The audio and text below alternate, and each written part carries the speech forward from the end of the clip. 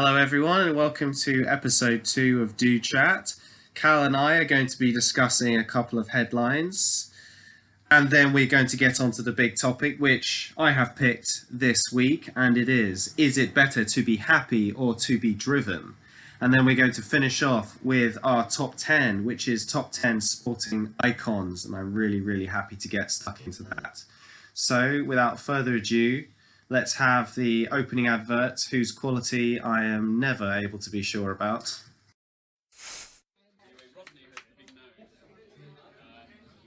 Paul and Shane did me right proud the other night. She done me a right proper dinner. Steak and kidney pie with mashed potatoes. And just when I thought she'd outdone herself, she's only gone and bought a mint Viennetta. Oh, she sounds like a right treacle tart. Yeah, she's a top bird, she is. And top drawer birds deserve top drawer treatment. Only the best. So I'm going to whisk her and the kiddies away on a Bloco Pucker package. Oh yeah? What's that all about then? What? Bloco Pucker package? Oh my friend, it is the only place you get 24-hour access to Stella Artois on tap. All the staff speak the Queen's. None of that foreign nonsense. We'll have your weather, but not that foreign gibberish. As much pizza and chips as you can eat, and a sunbed for all 5,000 guests. Oh yeah? Which country? Doesn't matter. It's not like we'll leave the resort. As long as it's somewhere nice and hot, so I can put on my best white vest and get nice and roasty, while also getting a skinful of lager, whilst the kiddies are at the camp, they'll be proper nice. Proper 2-star quality. Loco, looking for a cheap holiday where you can get boozed up without worrying about speaking foreign, taking any culture, or spending time with your kids? Bloco, it's where the blokes go. Try the Puka package now, and we'll include a free 6-pack of Frey Bento steak and kidney pies with every purchase. Wow, so another just awful advert. I can only apologise to all of our, to our devoted listeners. Our devoted listener. Yeah, I'm gonna really get upset listening to you. If you're out there, Dad. Yeah. Very good. But yeah, so apologies for the truly awful advert there. But we're now rolling on to segment 2, which is headlines. So regular feature, of course. The second time we've done it. Mr. Dulaw and I have selected a headline each from the week's news. We're going to summarise, deliver the headline, summarise our views, and then put it to the other for their opinion. So why don't you kick us off, Dulaw, with your headline for this week? Yeah, well, I mean, I like to be a bit looser with the brief, so I'm going for a general thing that's in the headlines, and specifically in the sports headlines, because I know last week I kicked things off with a fairly inflammatory piece in relation to Donald Trump. So now let's scale things back a bit and let's go from the sublime to the ridiculous. It's not really sublime; it's more the consternation to the relief of the NBA. Now, I'm not the biggest NBA fan. You are actually a big NBA fan, and you've been a huge basketball fan. You've been a basketball player for a long, long time. I've seen pictures up on Facebook of you wearing questionable clothing choices with your baseball cap back to front and obviously playing on the court. Having a good time, it looks like. You and basketball go back a long, long way. But I myself am interested, and I do like to do it. I do like to play it. I'm not very good, but I do like to watch it. Funnily enough, I was talking to my girlfriend the other day, and she was remarking about how in sports, I don't seem to enjoy watching the game being played as much as simply learning about the mythology behind the game and learning about the storylines that are happening in the game at the time. It's almost like the WWE fan who doesn't actually watch the wrestling but cares loads about the drama of all of the characters. And obviously South Park did an episode about that. Can't remember when, season 11 or 12 or something like that. It was very funny. So NBA, what's in the headlines? Now obviously we've got Kawhi, the Claw. He's elected not to stay at Toronto, and he is going to the Los Angeles Clippers. And he's going to be joined by Paul George. And then we've got Bron, the Shannon Sharp's GOAT. I'm not sure how many other people's GOAT. Is going to be teaming up with AD. And then we've got the hobbled... I'm sorry, they're going to be in the Lakers, obviously. So it's going to be... LA is going to be the destination to watch some serious basketball. And then the Staples Center. And obviously we've got KD and Kyrie are moving to Brooklyn, the Brooklyn Nets, not the New York Knickerbockers. So that's pretty exciting. And I wanted to get your thoughts, firstly, on the state of affairs right now in the NBA. And second, I just want to probe your mind when it comes to the question of super teams. Wow. Okay. So, oh man, there is just so much here, and I have no doubt whatsoever that some of the broader aspects that I will touch on briefly will form a big topic one day. So I'm going to fire through the broader points and then talk about the specifics of the free agency moves. So broader points, I, as a big NBA fan, I actually am concerned that the off-season is becoming more exciting and entertaining than the regular season. I don't think there's any denying the media interest, casual fan interest in the off-season player movement and drama and storyline versus the actual games. However, I think that segues nicely into the fact that I believe that part of the issue has been created by these super teams. So the Golden State Warriors have been very much the dominant team for the last 5 years. Very interestingly, they only won 3 out of 5. They lost twice in the finals. Mitigated circumstance, admittedly, surrounding both of those defeats. However, from a fan perspective, in terms of the NBA product, I would argue that the super teams have been to the detriment. Now, there are many who would disagree with me, and some will argue that there have been super teams in the past. However, my overriding argument against that is we've never had 5 all NBA players in the same starting 5. This last season, Boogie Cousins. GSW team is ridiculous. Yes, it was with KD. I mean, are you kidding me? Yeah, just insane. 2 MVPs out of the last 3, 5 all NBA players and stuff. It was an absolute. So forgive me, but they're in a category on their own super team wise. Don't talk to me about the Boston Celtics. Don't talk to me about the Miami Heat. Don't talk to me about the Cavs. Boston Celtics from the 80s, Bulls in the 90s. I don't want to get into any of that now, but for me, the Golden State Warriors were a super team of their own class. Should never have happened. The league, if they had a gun to their head, would tell you that shouldn't have happened. They didn't want it to happen. It was bad for business, etc., etc. So that leads us into the current free agency state, and we seem to be going into the era of the dynamic duo. So as Mr. Law accurately stated, we now have Kawhi and Paul George on the Clippers. So I'll start there. I'm just glad I didn't go to the Lakers, because that would have been the Golden State Warrior problem all over again. That would arguably have been the best 3 of them all. Would I take them against the Golden State Warriors? That's a very different question, again, for another day. But the point is, it would have been an abundance of talent, and I would have immediately been disinterested in watching that team. The fact that Kawhi went to the Clippers makes it very entertaining. Now, again, player empowerment, what Kawhi was able to do, both in terms of stalling the Lakers from getting any quality free agents and getting Paul George to come to the Clippers from the Thunder, even though he had 2 years left in his deal. That's a scary concept, because I do think that the league should ultimately hold the power because they represent the majority. And let me just interject, that goes hand in hand with your point about the off-season being more, quote unquote, interesting than the regular season. Because if players are going to start buying into this hype, and let's imagine that we get like a whole nother bunch of people who want to run the LeBron James decision level hype behind their potential moves. You can imagine that every single off-season there's going to be this kind of level of discord around these top 10 players. And how's a team ever supposed to build? Right, exactly. For me, it's funny, actually, because it speaks to a greater social issue that I believe is very prevalent in society today, in that people do not care about 5 years from now. It's all about the here and now. It's all about the instant gratification. No one wants to be patient. No one wants to put in the work. Again, broader topic. We'll go into that another day, I'm sure. In the short term, dynamic duos certainly is better than super teams or big threes. So you talked about the Clips. What do you think about the Lakers? I think the Lakers will go as far as AD and LeBron in terms of, I don't trust LeBron to stay healthy anymore. He's arguably one of the top 3 players of all time. Again, argument for another day. In fact, essentially later today. But I don't trust him. It's his 16th season. By the end of this season, he'll be third most in minutes all time. Insane. He's already first if you look at just playoffs or something like that. I forget exactly what the statistic is.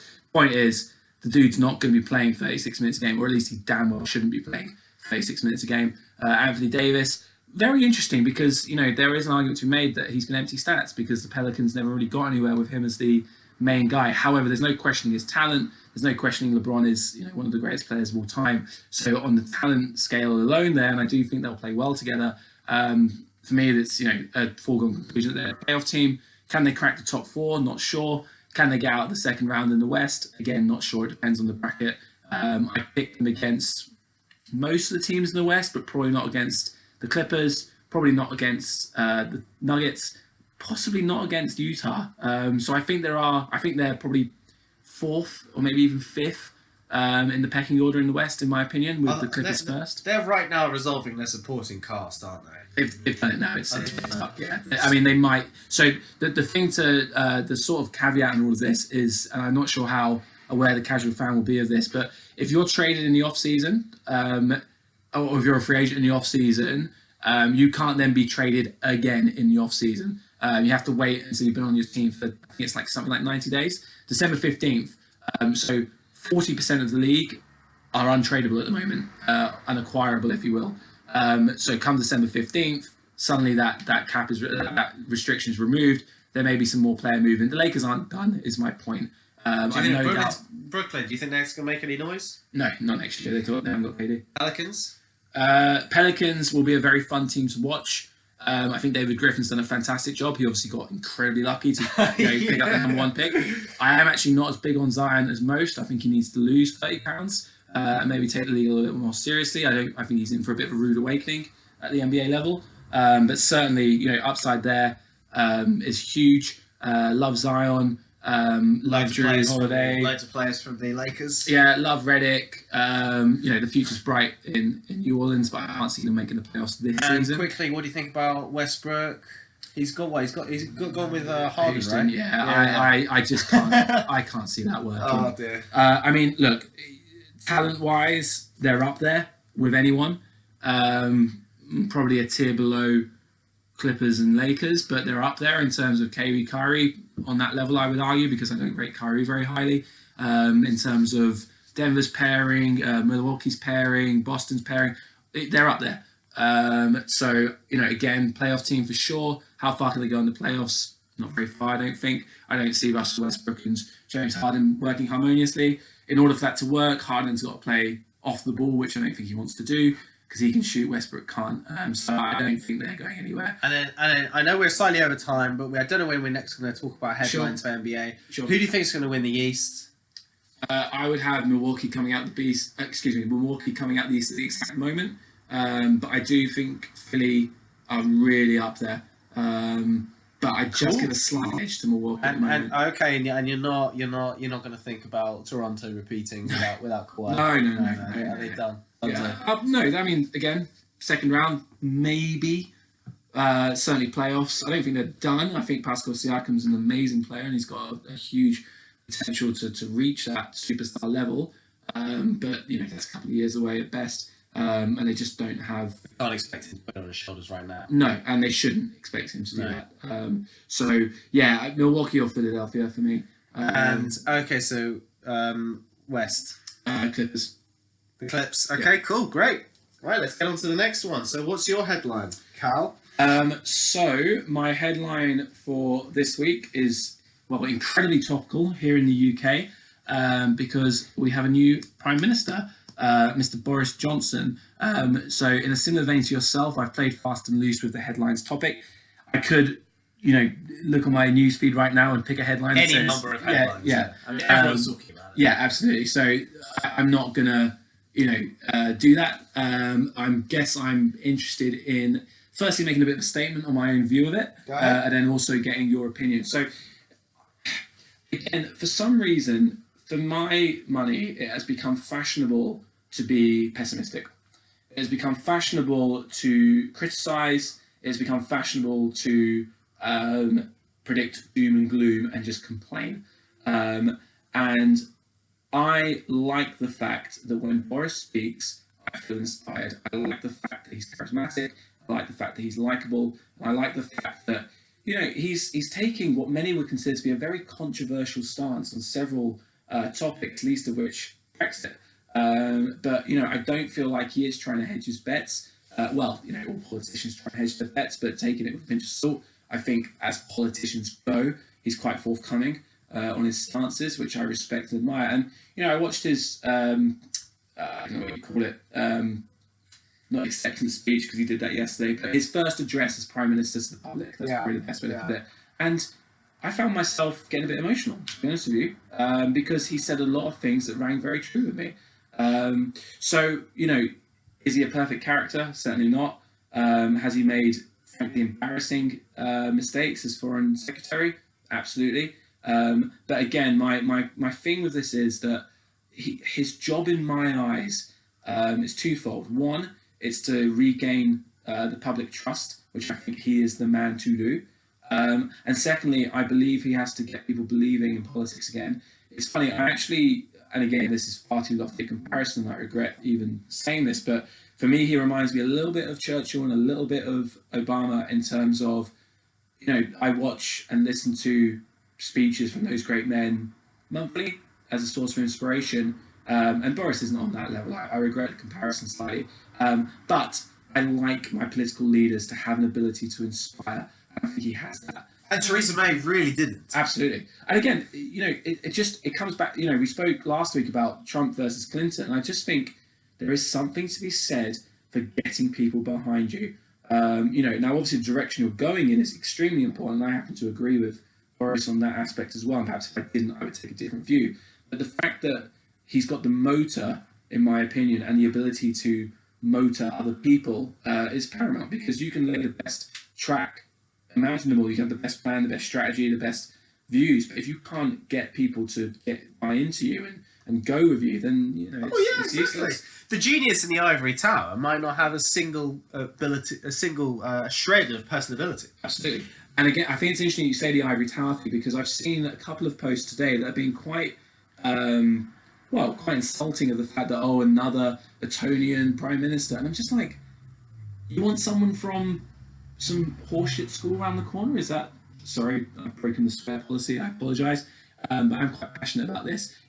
For me, the fact that he comes from a good education, that's a good thing for the political leader. And, he isn't, but again, just to go back to what you're saying about Ivory Tower, I don't think he is Ivory Tower. I think he is a very relatable person. I think he, has made mistakes in public, which again makes him relatable. He tells funny anecdotes. He was talking about England, Scotland, Wales, Northern Ireland as the awesome foursome today, and politicians don't say things like that. Well, he's done all the hilarious things, like when he tackled the German in the celebrity match, and he just sort of rugby tackled him because he tripped over before he made contact. That was absolutely classic Boris, right? Yeah. And he's got a lot of character. He's human and he's relatable, and that's so important in a leader. If you look at the great leaders in history, and again, I don't mean to make this comparison because it's not fair and not warranted, but Clinton, his personal life was a mess, and there are definitely questionable skeletons in his closet, but he was an excellent leader. People bought into him, people believed in him. Churchill, same thing. There were plenty of skeletons in that closet that don't need dragging out, but the point was he was able to motivate and inspire. He wasn't on the battlefield, he wasn't making, arguably he was involved in strategic decisions, of course, but he had experts doing that for him. His gift and his skill was leadership. And for me, the leader of the country should have leadership skills, and I think that Boris has that. He's basically got a track record in relation to London. I don't think people considered him to be a particularly bad mayor. Absolutely not. Boris Bikes, the Olympics, several measures of success as London mayor. He's up there. Now, the foreign secretary stint is admittedly a blight on his record. Some of his articles from his days as a words are failing at the moment, reporter, a journalist, how we want to stress it, they're not in his favour. But again, he's human, and I like that. And compared to Theresa May, who quite literally, judging by her dance moves, was a robot. I just think it's a breath of fresh air, and to have someone come out and be optimistic and enthusiastic, it's a very welcome change in my book. Right. So my view is that I agree that I like a politician to have some confidence in their direction and some positivity and optimism. I think that we are seeing with, populist type candidates like Donald Trump and Boris Johnson, that people who maybe aren't that PC and just shoot from the hip, they carry a lot of favour with a lot of their countries. There's no doubt about that with ours. But I've got to say, I think everything relating to our leadership right now is totally overshadowed by Brexit.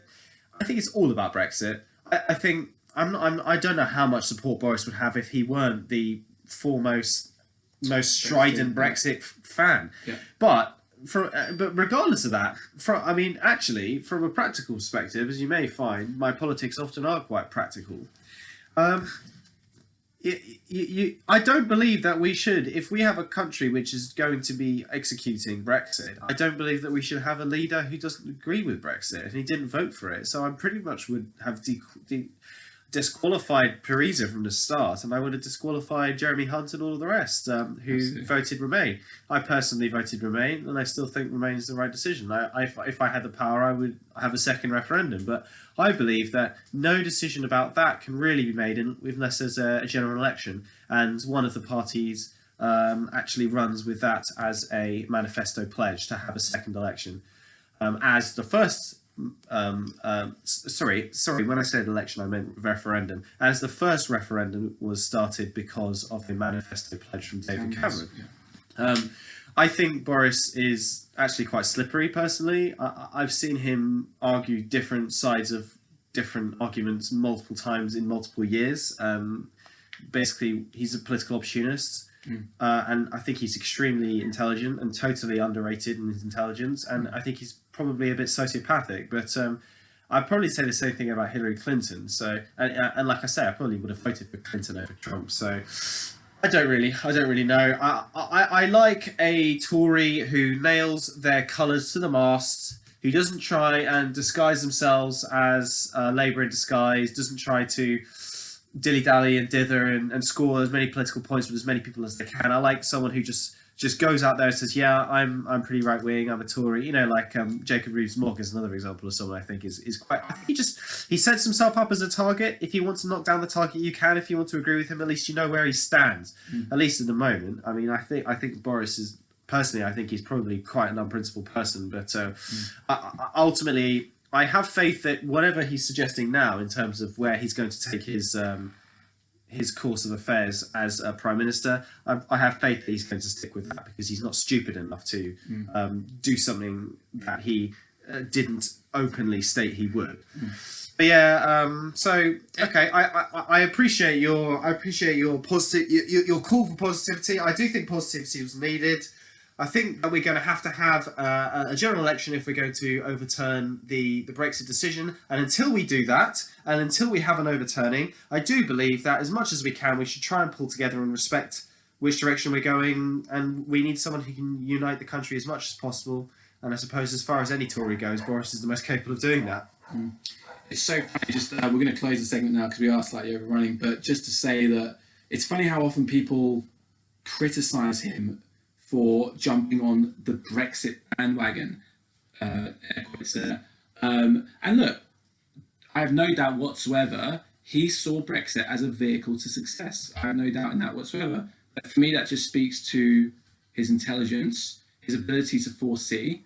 And again, like you say, he's not going to stand on the steps of Downing Street and say, da, da, da, da.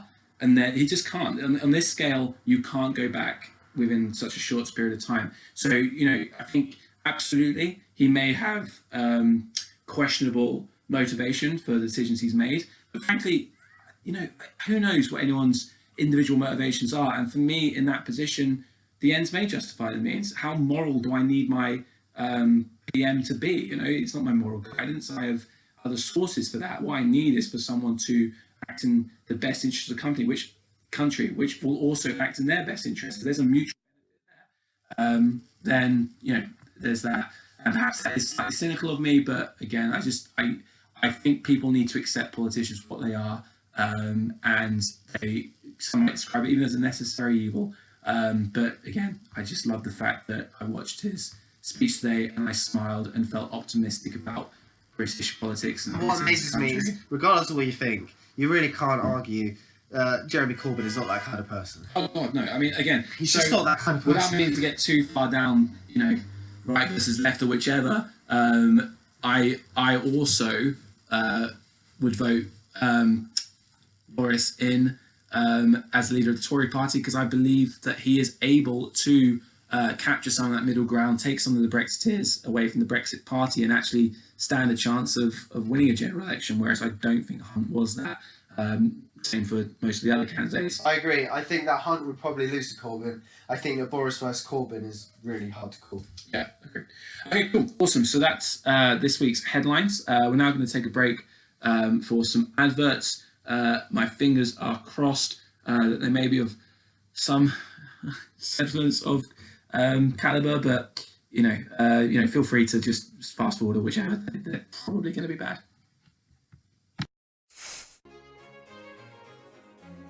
Just had the most ghastly venture across the continent. Oh, bad luck, old bean. What the devil happened? I can hardly bring myself to recount. We took the jet into Italy, and you wouldn't believe it. Not only had they forgotten to stop the caviar, we arrived at the airport 10 minutes late and had to circle for an additional 10 minutes. Poor old Jeeves had to wait in the Lambo for an extra 30 minutes on the tarmac. Disgraceful! That was only the beginning of the torrid affair. Once we had arrived at my vineyard, I was told that the Prosecco harvest this year was lacklustre, as the pickers had all caught a spot of gastrostenitis. Just when I thought it couldn't get any worse, my Formula One team's driver had to withdraw from the big race to go and see his dying mother. I mean, for pity's sakes. One heart bleeds for you, my good man. Still, you know how you can avoid such misfortune in the future, don't you now? Well, come on then, let's have it. It's quite simple, my old fruit. Simply ask Jeeves to Google Platinum Packages, 7-star holidays.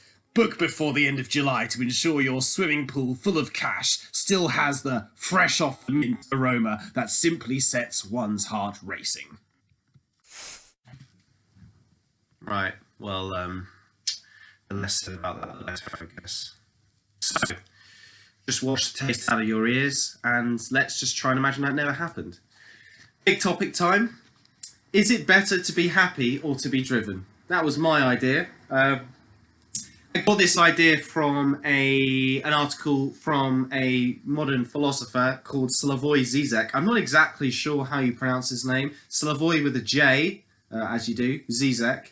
I'm not precisely sure where he's from, an Eastern European country, Croatia or Serbia or something along those lines. Very intelligent man, and I love the way he thinks about life and talks about life. And I've got a quote for you here. So, the question is it better to be happy or to be driven? And Slavoj, talking about this general area, says, happiness was never important. The problem is that we don't know what we really want. What makes us happy is not to get what we want, but to dream about it. Happiness is for opportunists. So I think that the only life of deep satisfaction is a life of eternal struggle, especially struggle with oneself. If you want to remain happy, just remain stupid. Authentic masters are never happy. Happiness is a category of slaves. Now, it's interesting. The phrase in the United States Declaration of Independence that you often hear is, everyone has a right to pursue life, liberty, and happiness. I mean, it wouldn't really sound very good if you said, you have a right to life, liberty, and the ability to put yourself under hardship and struggle. So, I mean, I guess everyone understands universally that happiness is a desirable thing in life. But I would suggest that while it may be desirable, it's a desirable thing. Safety is a desirable thing. General contentment is a desirable thing. Sort of knowledge that one's going to be able to make one's mortgage payment is a desirable thing. But actually, I believe that it's clearly better to be driven. I love the feeling of being driven personally. I really resonate with Slavoy's comments about the life of deep satisfaction, not happiness. Deep satisfaction is a life of eternal struggle. I've always thought to myself, there have been times when I felt lots of pressure, but when I've had drive and I've had a goal I've really wanted to achieve, the pressure has almost been irrelevant. I haven't been able to indulge myself in any consideration of any other whim or humour than the almost unthinking, unquestioning desire to complete the task I've set myself. And in those moments when I have a goal, I feel the most alive, and I feel like I am most at peace with my own existence. Personally, okay, so I appreciate that you might want to say that actually what you are in love with there is the ability to avoid the difficulties of life. It's escapism. I mean, maybe that's true, but I think escapism is sort of a valid psychological tactic of dealing with things that are difficult. You're never actually going to derive much enjoyment from thinking about your obligations and anything that's difficult in life. I think that drive to complete a goal that you know is worthwhile and you know is making the best out of what you have, and you're exploring your potentialities and your limits, I think that is the closest you can get to whatever deeply satisfying instinctive urge we have. That is almost a higher urge, and I think that a state of being driven, almost irrespective of one's material circumstances, is ideal in comparison to a state of being persistently happy. I would also suggest that happiness is a mountaintop and the valley is sadness, and the height of a mountaintop is only ever impressive if the valley, or at least the sea level next to it, is a certain amount lower. So if an entire mountain range is very much high above the ground, any individual peak is fairly irrelevant. I mean, Everest is Everest, but in the Himalayas, I mean, aside from a few of the peaks, obviously no one's going to be able to name every single peak because they can just meld into one. That's the same thing about a life of eternal happiness.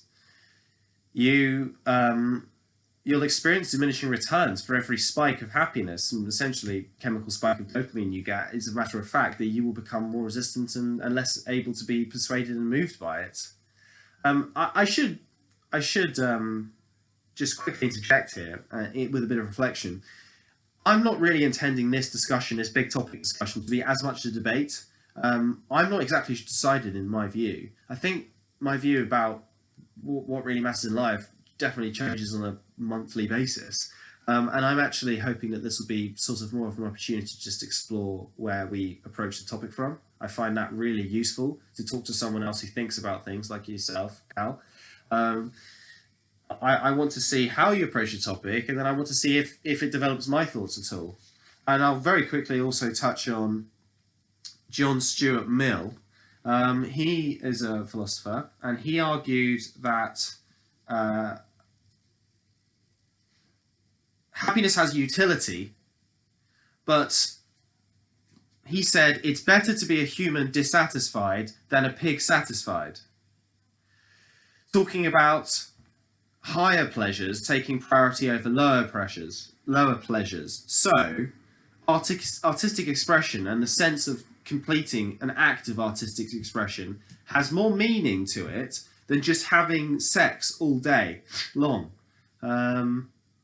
Personally, I don't know if it's just the way that I'm composed, but that persuades me a lot. I think that spending 100 days struggling, but with a lot of drive, to create a fantastic work of art, which is the summation of your skill and some contribution to the human experience for people around the globe,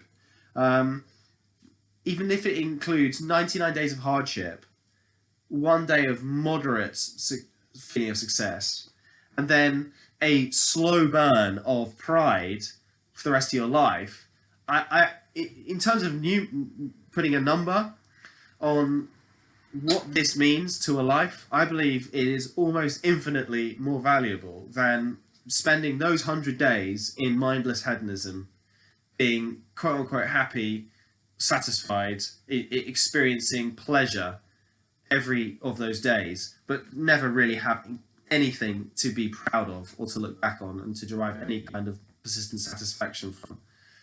So I guess that's my opening statement. And what are your thoughts? Wow, okay, so there's a lot to digest there. I think what I'm going to do is I am going to give you my initial thoughts on the question that I had when you initially posed it, and then from there, hopefully, we can sort of merge our two perspectives and ideas and have a sort of meaningful conversation around that, because you've already got my mind racing in different directions to where I was originally, but I want to start with where I was originally as almost an anchor for the conversation, and then we can sort of riff from there. So when you first suggested this philosophical question, I initially balked at it. For me, the two are synonymous with one another. They go hand in hand. I consider myself to be both very happy and very driven. Surely one derives happiness for achieving one's potential and striving to achieve greater and greater feats, which is something I think you've covered quite extensively there. This notion of the two existing as separate entities, that one can thrive whilst the other is not present, was almost an absurdity to me, frankly. However, by taking a step back and attempting to look at the question slightly more objectively, I was able to make some progress. Firstly, I think it's necessary to look at the term better. Better for the individual, better for society, better in the short term, better overall. It's quite a broad and in this case ambiguous word. And the same could be said for happy. So in order to explore this question, I believe that two suppositions must be established. Firstly, that the word better in this context means preferable, as in which would someone choose? And secondly, that the choice here is either to be happy or to be driven, with one coming to the detriment of the other. So when looking at it through this lens, I realized that the premise of being driven causing one to be unhappy wasn't quite as far-fetched as I'd originally thought. And when I started going down these lines and taking this notion, again, I'll repeat that, being driven causing one to be unhappy, it did remind me of several things. And predominantly it reminded me of what I believe is quite a common character trope in many works of fiction. You can go back as far as Icarus, slightly more modern Macbeth, or even more modern still, perhaps not quite as a historically, not quite a profound example. Academically impressive. Yeah, but a film that I very much enjoy is The Greatest Showman with Hugh Jackman. Hopefully our listeners will have seen it. I know my mum has, so that's at least half the listenership. But the reason it resonated with me is that and again, it's quite a classic character trope of someone being blinded by ambition.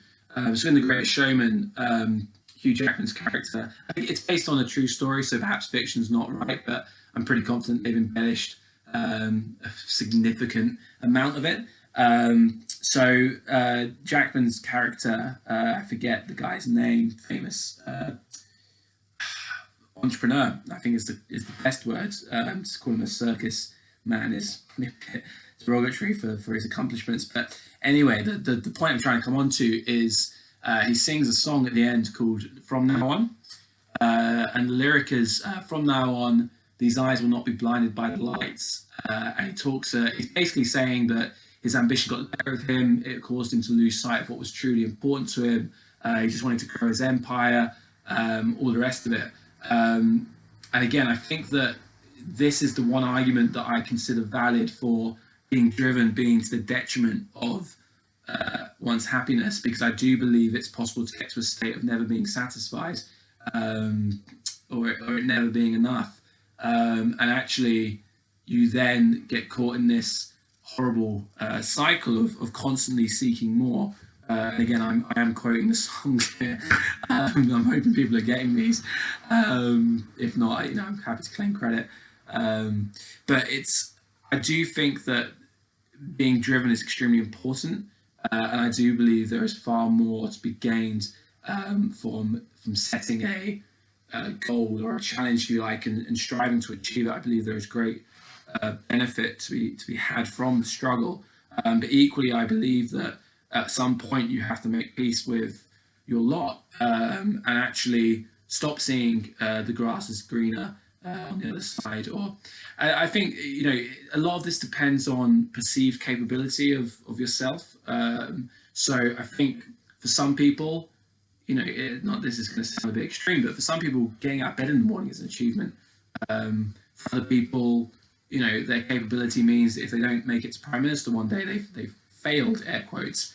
And I think achieving one's perceived capability is paramount when it comes to being happy. But equally, as I say, I can see, again, I had to really squint to find an argument for being driven being to the detriment of happiness. But the conclusion I reached is that if you are never satisfied and you're constantly seeking more and setting loftier and loftier goals, I think ultimately that has to come to the detriment of other aspects of your life, which I would argue are essential to happiness, stable and healthy relationships being the most obvious example. Well, hold on. There's no doubt that is the case, but the suggestion is that it's better to be driven and to be happy. So it doesn't matter if you're sacrificing happiness. That's a good thing. But yeah, and I do get that, and this is where I feel like we're going to end up in a continuous loop because ultimately this is entirely a philosophical debate. But again, for me, it comes back to this definition of better, because I can make an argument that if everyone were driven and prioritized drive over happiness, then there would be greater accomplishments and greater achievements, and ultimately that is better for society.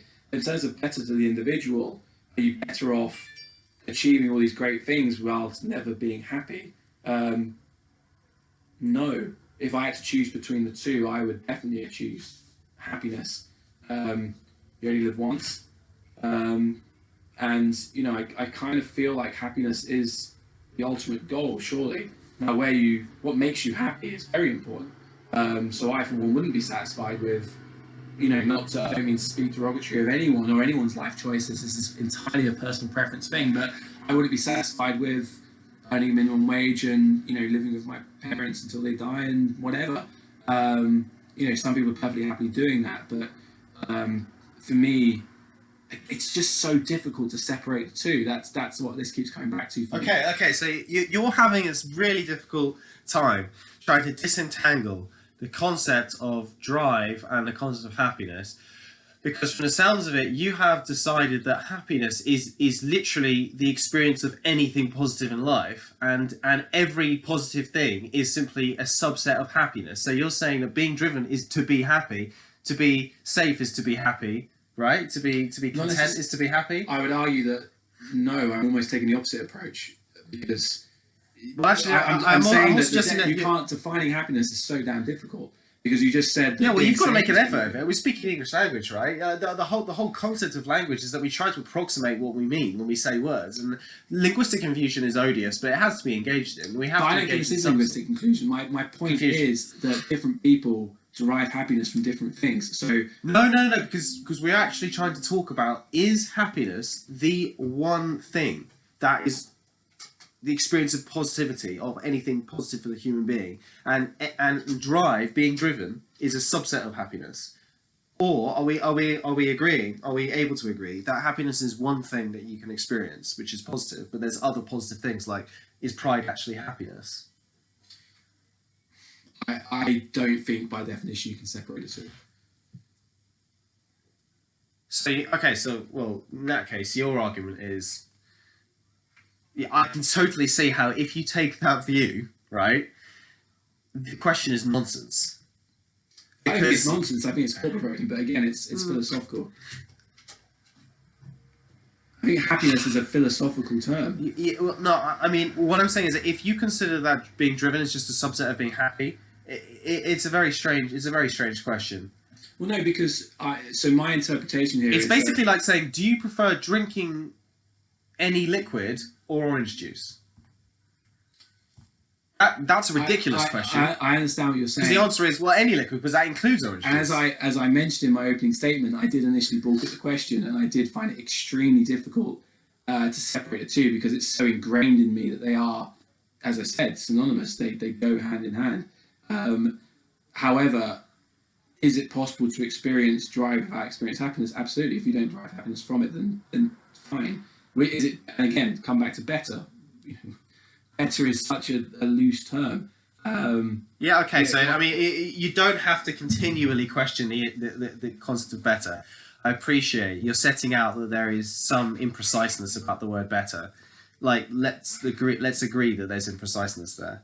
But in terms of let's just take preferable. I like preferable. That's preferable to the individual. Let's just we can discuss different interpretations of the word better, but preferable to the individual to be happy or driven. Is it possibly driven without being happy? Well, I mean, my view of happiness is I don't view it personally. I don't approach it from the all-encompassing interpretation. So maybe if you can try to approach it from my angle, which is that happiness is probably something along the lines of an emotion that you feel where you're not sad. Yeah. Yeah. That's happiness. The absence of sadness, Jesus. Right? Yeah. So, it's like the opposite of sadness rather than the absence. Because the absence, you could be depressed and not be sad. You just be inactive, like inanimate. I suppose that would also be absent sadness. So I'm saying the opposite of sadness. We all know what sadness. I guess we all know what sadness is. It just makes you despondent. It makes life worse. Happiness is, I don't know. It's some kind of relation to the concept of contentment, where you are happy. You're in a good spot. You're in a good place. You're feeling good. Maybe your endorphins are going right. I think that personally, I can draw quite an aggressive distinction between that and pride. I think pride can make you happy, but I think they're two different things. And I think that the sense of safety is different from the sense of happiness. Agree. For the record, I agree that you can be proud and unhappy at the same time. So now let's wheel around to the question of, like, okay, I actually think you can tease out this idea of being driven and unhappy, and it's actually this is what I was saying. I think you can absolutely be driven and unhappy. I think being driven can lead to unhappiness. Exactly. But what I'm trying to say is that I think that is in many situations is better. It's better to be driven and unhappy than it is to be happy and not driven. I think it's actually the death of the spirit to be happy and not driven. I think that's actually you're grinding to a halt as a being, and you're becoming a mindless hedonist who is enjoying and receiving and not giving. I actually hate the idea of coming to a. You see, here's the thing. If you could say that there's two extremes in the universe, there's movement and there's total static. If every single thing in the universe were fully static, that we would have what's called heat death. Everything would be dead. The entire universe dies. And movement is, atomically, is the introduction of heat. So heat is movement. That's atoms moving around. Air atoms, and then it also makes atoms in solids and liquids move around faster. So extreme cold and total frozenness is being static. And I believe that a life which is driven, that's the heat, that's the passion, that's the motion in life, and that's living. And I believe that the more you lose drive and will to accomplish anything, the closer you are to dead. And but you can be spiritually, and I don't use the word in the sense of being religious, because I'm not religious, but I am talking about something deeper than the immediate intellectual thoughts or even baser carnal thoughts. But there is some sense of spiritual fulfillment with having a direction and going in a direction. I do believe that if you're not going in a direction, if you're simply just sitting back and letting the world amuse you, you've become a lower order of human being. And I actually believe that your life is less preferable to the life of someone who has a drive. Okay. And I agree with you because you and I are like-minded, but I think that's entirely, again, I'm trying so hard not to say this, but you derive pleasure from what you've just said and the example you've just given. You would rather be the moving object, you'd rather be the animated force, you'd rather be, these are all preferences of yours. Yeah. So They're preferences, but they don't make me happy. no, I'm not saying they do. I'm not saying they do, but Right. I'm saying that they. So okay, let me give you a real world example because I think I'm trying to make this more real world because I do think that this is entirely philosophical. So when I was 16, I worked in Tesco's, part-time job, a bit of pocket money for the weekend, and I remember being sat across on my checkout from someone else on their checkout, and it was I don't know. I don't get to guess the person's age. Middle-aged lady who also worked in Tesco's and had worked there for 20 years.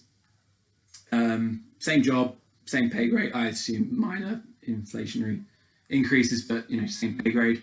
Came into the store every day, same time, did the same job, left. And I remember thinking, that is my definition of hell. There is absolutely no way on earth that is going to be me. It was one of the most motivating things I've ever experienced. However, I do remember, so, this happened every weekend. Just by chance, I was often opposite this same lady. And after about 6 months, I started to realize, oh my God, she's happy. She's really happy. And again, this is where I come back to my perceived capability. Because if she believes she's achieving all she can, then I think she is happy. And I think this argument that you have to be driven in order to move is almost mute in the sense that it's impossible to be entirely static as a human being. I don't think that is conceivable. By existing, you're having an influence. I should be more precise than that, but living directly to a strict routine and never having children and never changing anything and just going through the motions until you die, that's the most static existence possible, where every single night you just watch TV, you never create anything. But do you really think people are happy like that?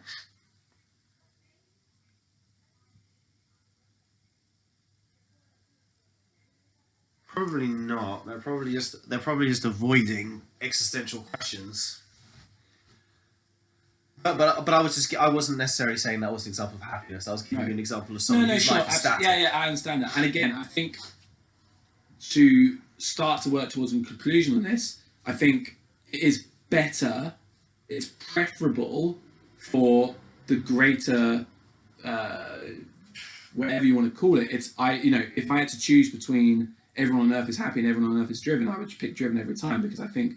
But that's a societal question. Yes. But in terms of personally, is it preferable? I'm not capable of Separating the two two issues. Yeah. to such an extent that I can make a choice because for me, I don't understand how. And again, the only conceivable thing to me about being driven leading to unhappiness is if you are driven to the point of exclusion of other things that means you end up with nothing. Which is the character trope I was referring to previously, and actually, being blinded by your own ambition. Really tough one. So I mean, I'll give you an example of if you're trying to compete in a sport or any kind of endeavor, there's this element of you struggle, and then you compete, and then you lose. And at no point through that entire process have you ever felt a single ounce of happiness. You've just wanted to get better so that you could compete. Then you competed and you lost. What do you feel? You might feel dejected for a bit, but almost all people who know what it's like to compete know that you really have a big desire to get back in the ring and do it again.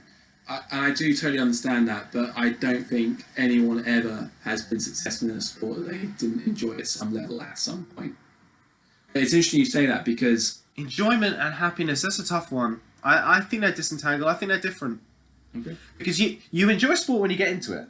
But when you really, really get going and really try to hone it to the point where you can compete professionally, no doubt the joy disappears. And if you do not have a desire to win and improve and succeed, rather than a desire just to experience joy and happiness and satisfaction, yeah, that's just not actually a normal thing for a sports person, in my view. Yeah, I think we're going to end up going around in circles, but I agree. I can conceive intellectually what you're saying, and I agree that it is better to achieve at a high level than it is to just be happy. We're talking about spending, let's for example suggest 10 years of your life experiencing no real happiness from the activity, but always trying to struggle to get better and finally succeed.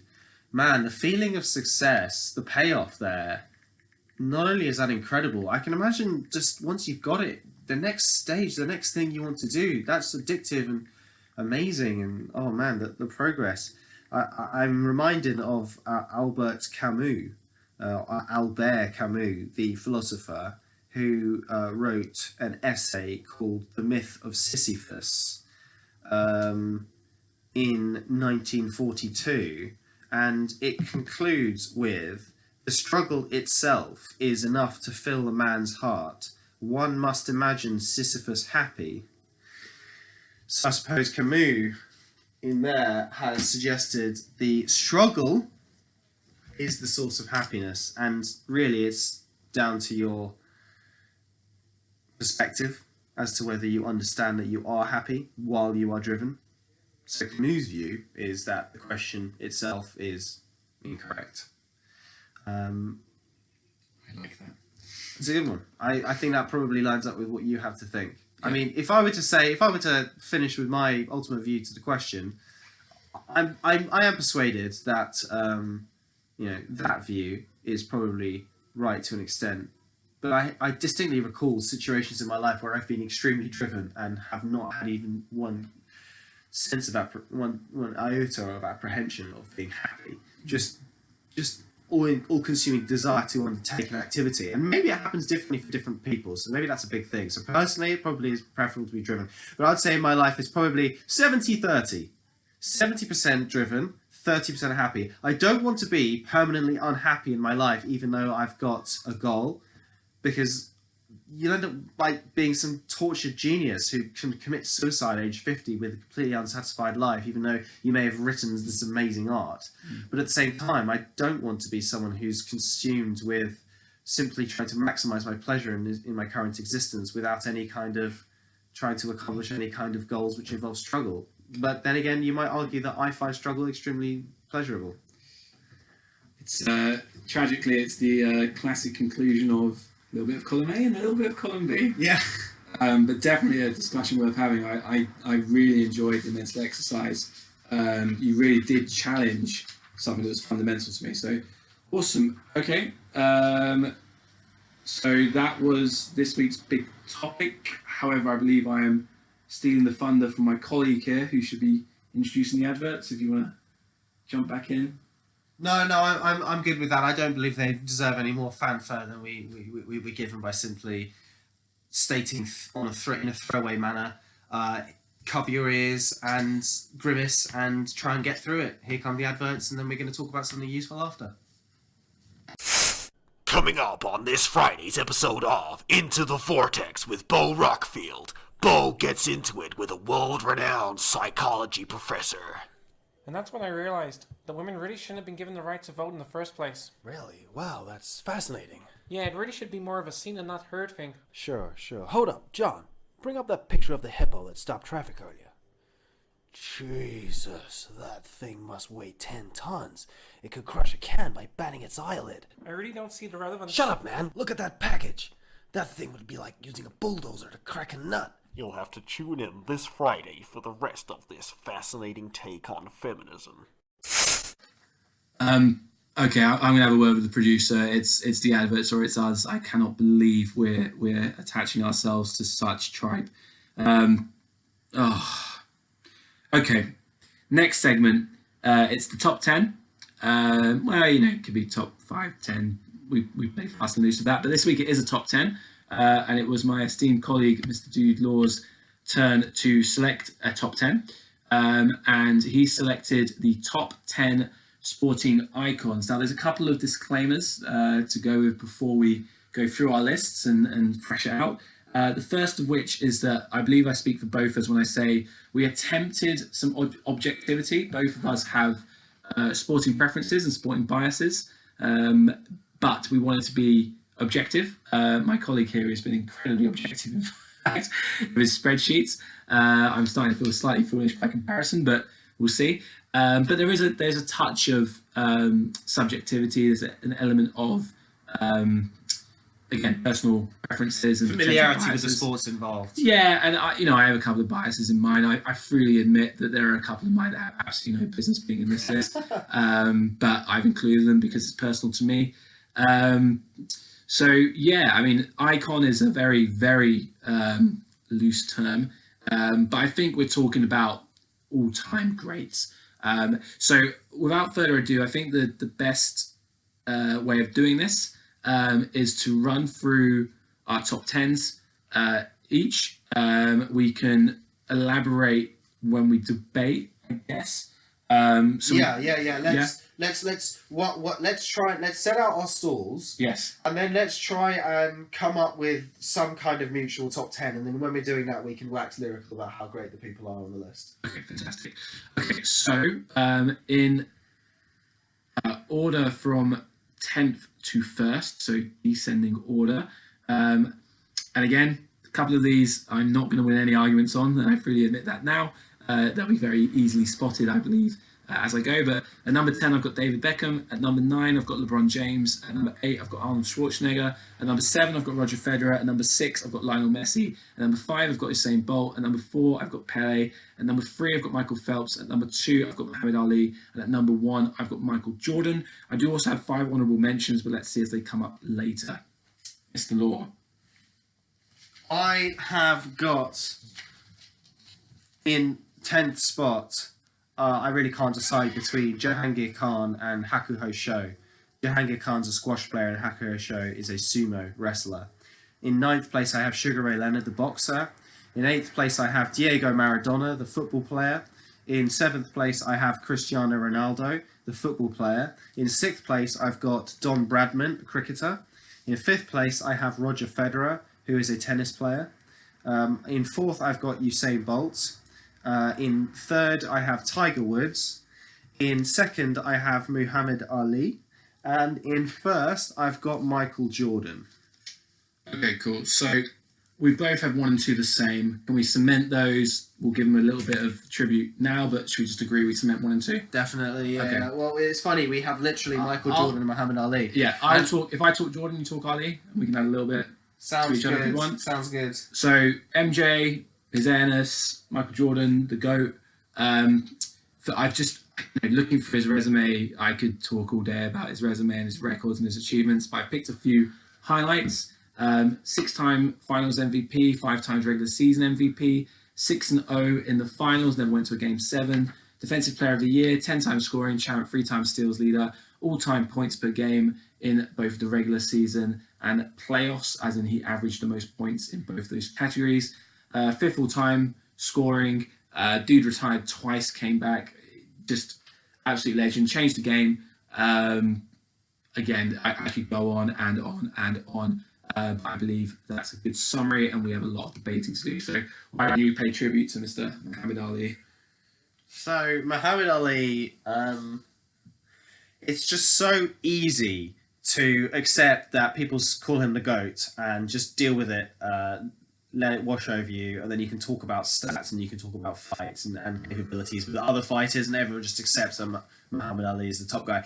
To be honest with you, half the time people are choosing Muhammad Ali, there's a large element of the politics and how he stood up for black pride and how he resisted the draft and how he went to jail for his views, and how he was a fantastic inspiration. And I know that I chose this top 10 as being top 10 sporting icons. So if you were going to use the word icon in an expansive fashion, you probably would include popularity.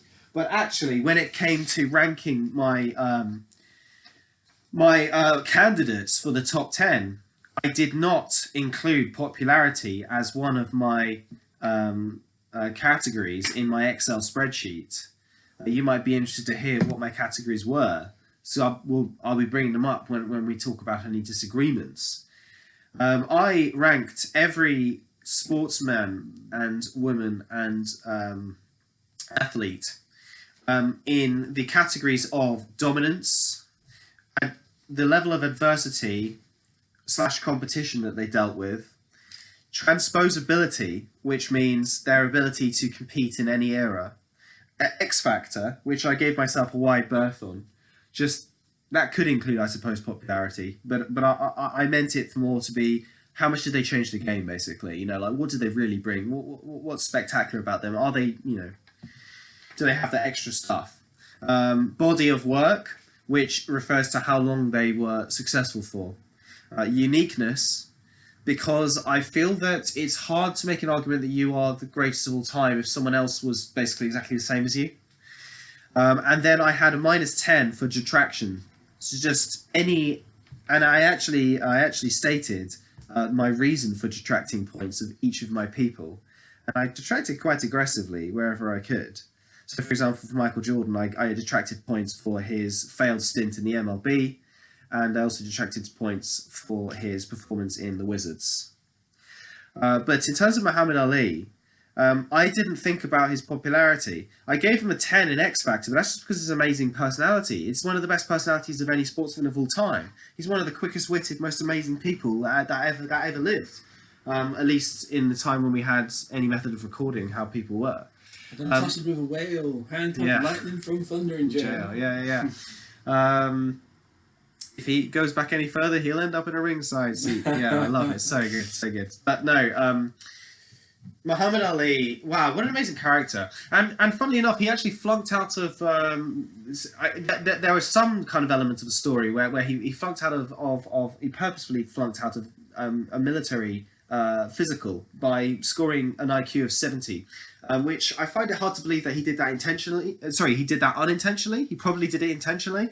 It's hard to believe that someone with an IQ of 70 could speak the way he spoke, because he was incredibly sure with the way he spoke, and his memory was fantastic, and he was so composed. But regardless of his intellectual power, he was one of the best speakers that's ever been in sports.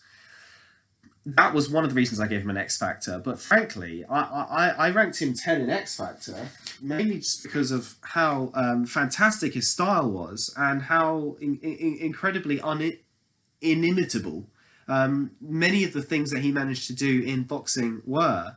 I only gave him an 8 in dominance because, he was never really that dominant. But of course, you've got to remember that he lost a good number of years in basically his prime because of this issue with the military. I also ranked him down in body of work for the same reason, and that isn't really his fault, but I still had to mark him down because we didn't see constant, success at the top level, despite the fact that he did have a lot of fights, actually. What really matters with Muhammad Ali is that, at the age of, young man, he beat Sonny Liston. And he was a small guy coming from light heavyweight in the Olympics, and he beat Sonny Liston. And now Sonny Liston annihilated Floyd Patterson the Rabbit before, and when it was the time of the fight, Ali was something like an 8-1 underdog. No one thought he had a single chance. In fact, he got himself the fight by taunting Sonny Liston and did absolutely ridiculous things, like turning up in a bus to taunt the guy, going to him in a casino and shouting at him while he played craps, to the point where Sonny Liston took out a gun and shot it in the air, as far as I can recall. Or at least he held it up, at least. And he fought the guy. Everyone thought he would crush him. Sonny Liston was very, very strong guy. Very, very incredible puncher. He's one of the top 25 boxers of all time and one of the top 10 punchers of all time. But Ali had an absolute granite chin and incredible boxing style.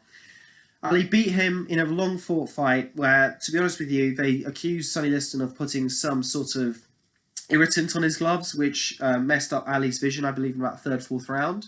Something around there. I might be wrong about that. But Ali persevered and managed to win.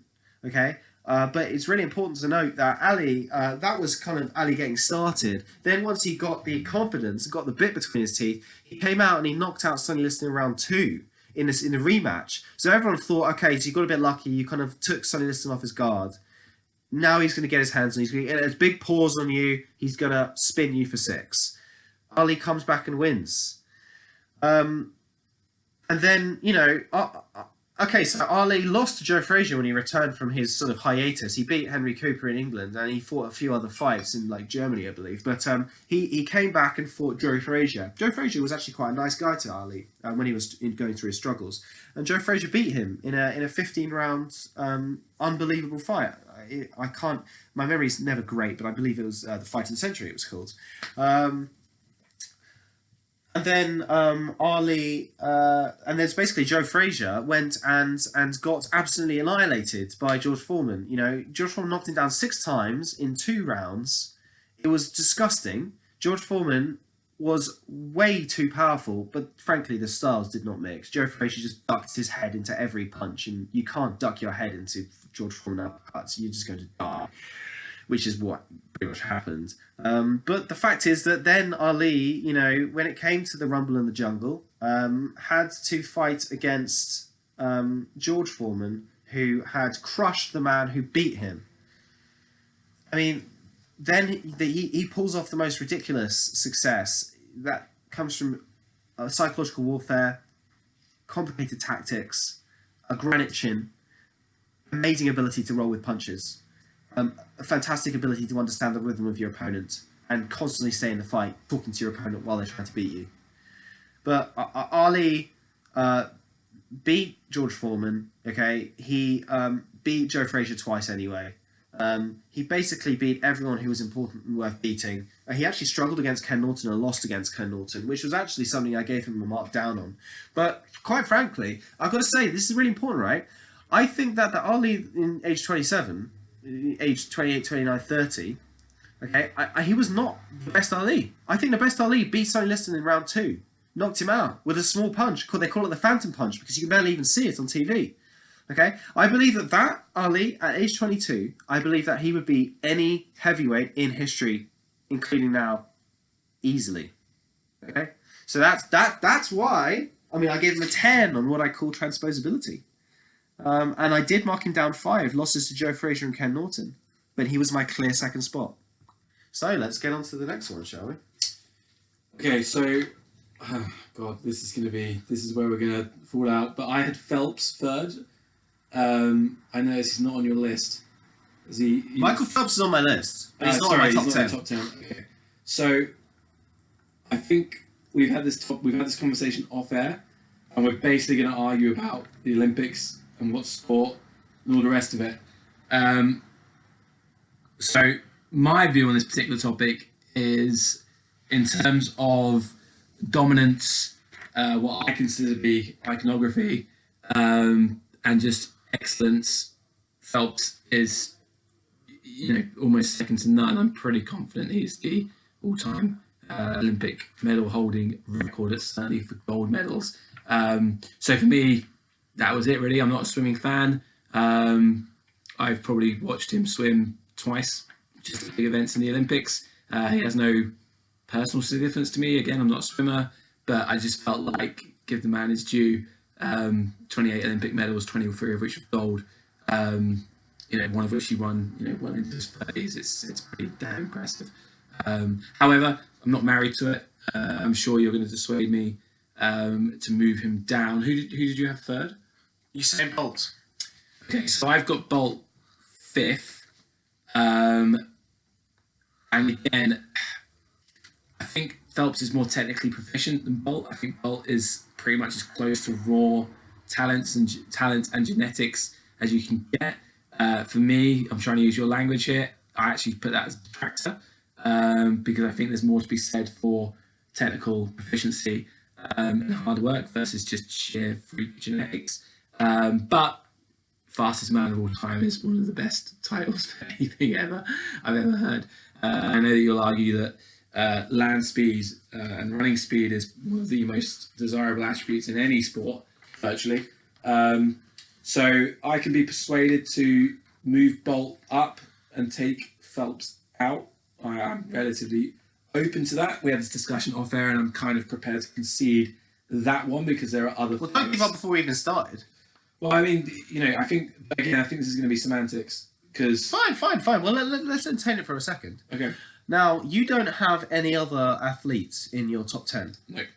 Pure athletics. When I say athletes, I mean pure athletics. I'm talking about the Olympics. Yeah. It's funny because there's the Olympic Games, which has games, and I definitely read on Wikipedia about the Olympics inviting sports, and it's saying you have to be a sport in order to be in the Olympics. Yeah. But I don't really view running as a sport. Yeah. I think it's an athletic competition. Yeah. I don't even think it's a game. I don't think running's a game. You've got running's a test. This is where we argue. No. I'm not getting to that point yet. Okay. I'm not getting to that point yet. I'm talking about how both of us seem to have agreed that we're not going to put 7 Olympians in the top 10 sporting icons. No. Sporting icons. I don't think that athletics is really sports, but I know it's not sports. Okay, because for God's sake, I've said Ronnie O'Sullivan. I count him as a sportsman. Jesus. Yeah. Now I've also said Phil the Power Taylor. Where's Ronnie Sullivan in your?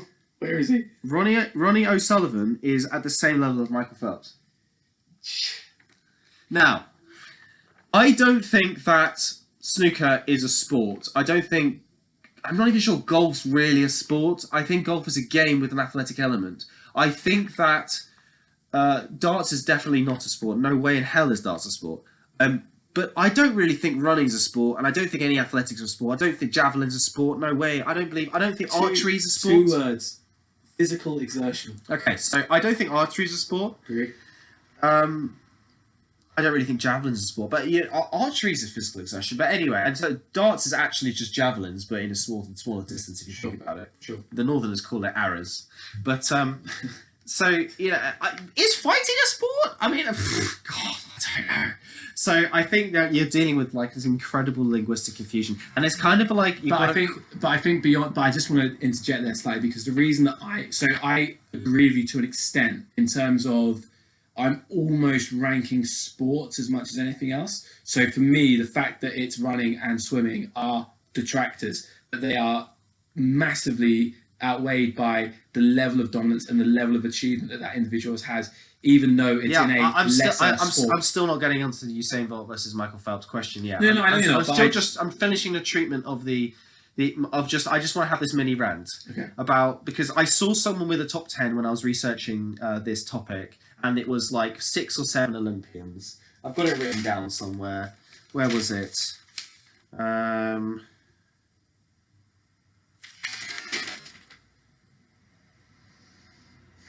Okay.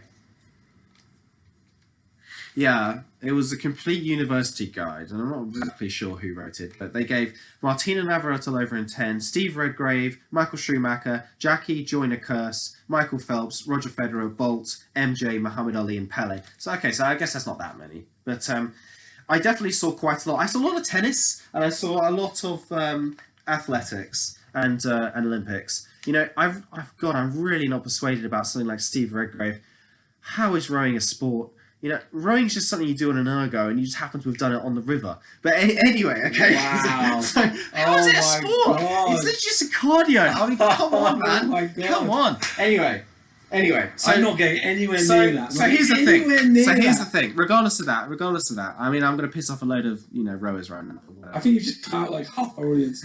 What? We're down to 2. We're down to 1. Yeah. Okay. So now look. Okay. So I ranked every single athlete. Automatically, I cut 5 points off them for athletics. I literally said the reason for detraction is athletics. Are you getting a -5 because you're not doing sports, you're doing athletics. You're just running down a damn line, okay? Now, the difference between my Michael Phelps ranking and my Usain Bolt ranking is 3 points. The highest scoring athlete here, the highest scoring sportsman is scoring a 50. And the 3 points is the difference between Michael Phelps and Usain Bolt. So you have to understand that's how close everyone is. I gave Michael Phelps a 10 in dominance. Arguably he deserves 11. I gave him an 8 in adversity or competition. Here's the thing. You talked about genetics. Michael Phelps has joke genetics. He's got cheat code genetics. Can I tell you another thing? If you're going to talk about genetics, can we talk about one of the sports where arguably, and I don't want to go too much down racial lines, but there is a concept of negative buoyancy among black people, okay? If you're going to take quite a significant race that is very, very prominent in athletic endeavor and basically say you're going to have you're going to have a genetic disadvantage, let's not even talk about the fact that swimming is something that is hard to do. You have to have a pool. I mean, you can swim like in the coast if you're in any old sort of coastal region, but there's loads and loads of landlocked countries. How many pools are there around? You can do proper swimming.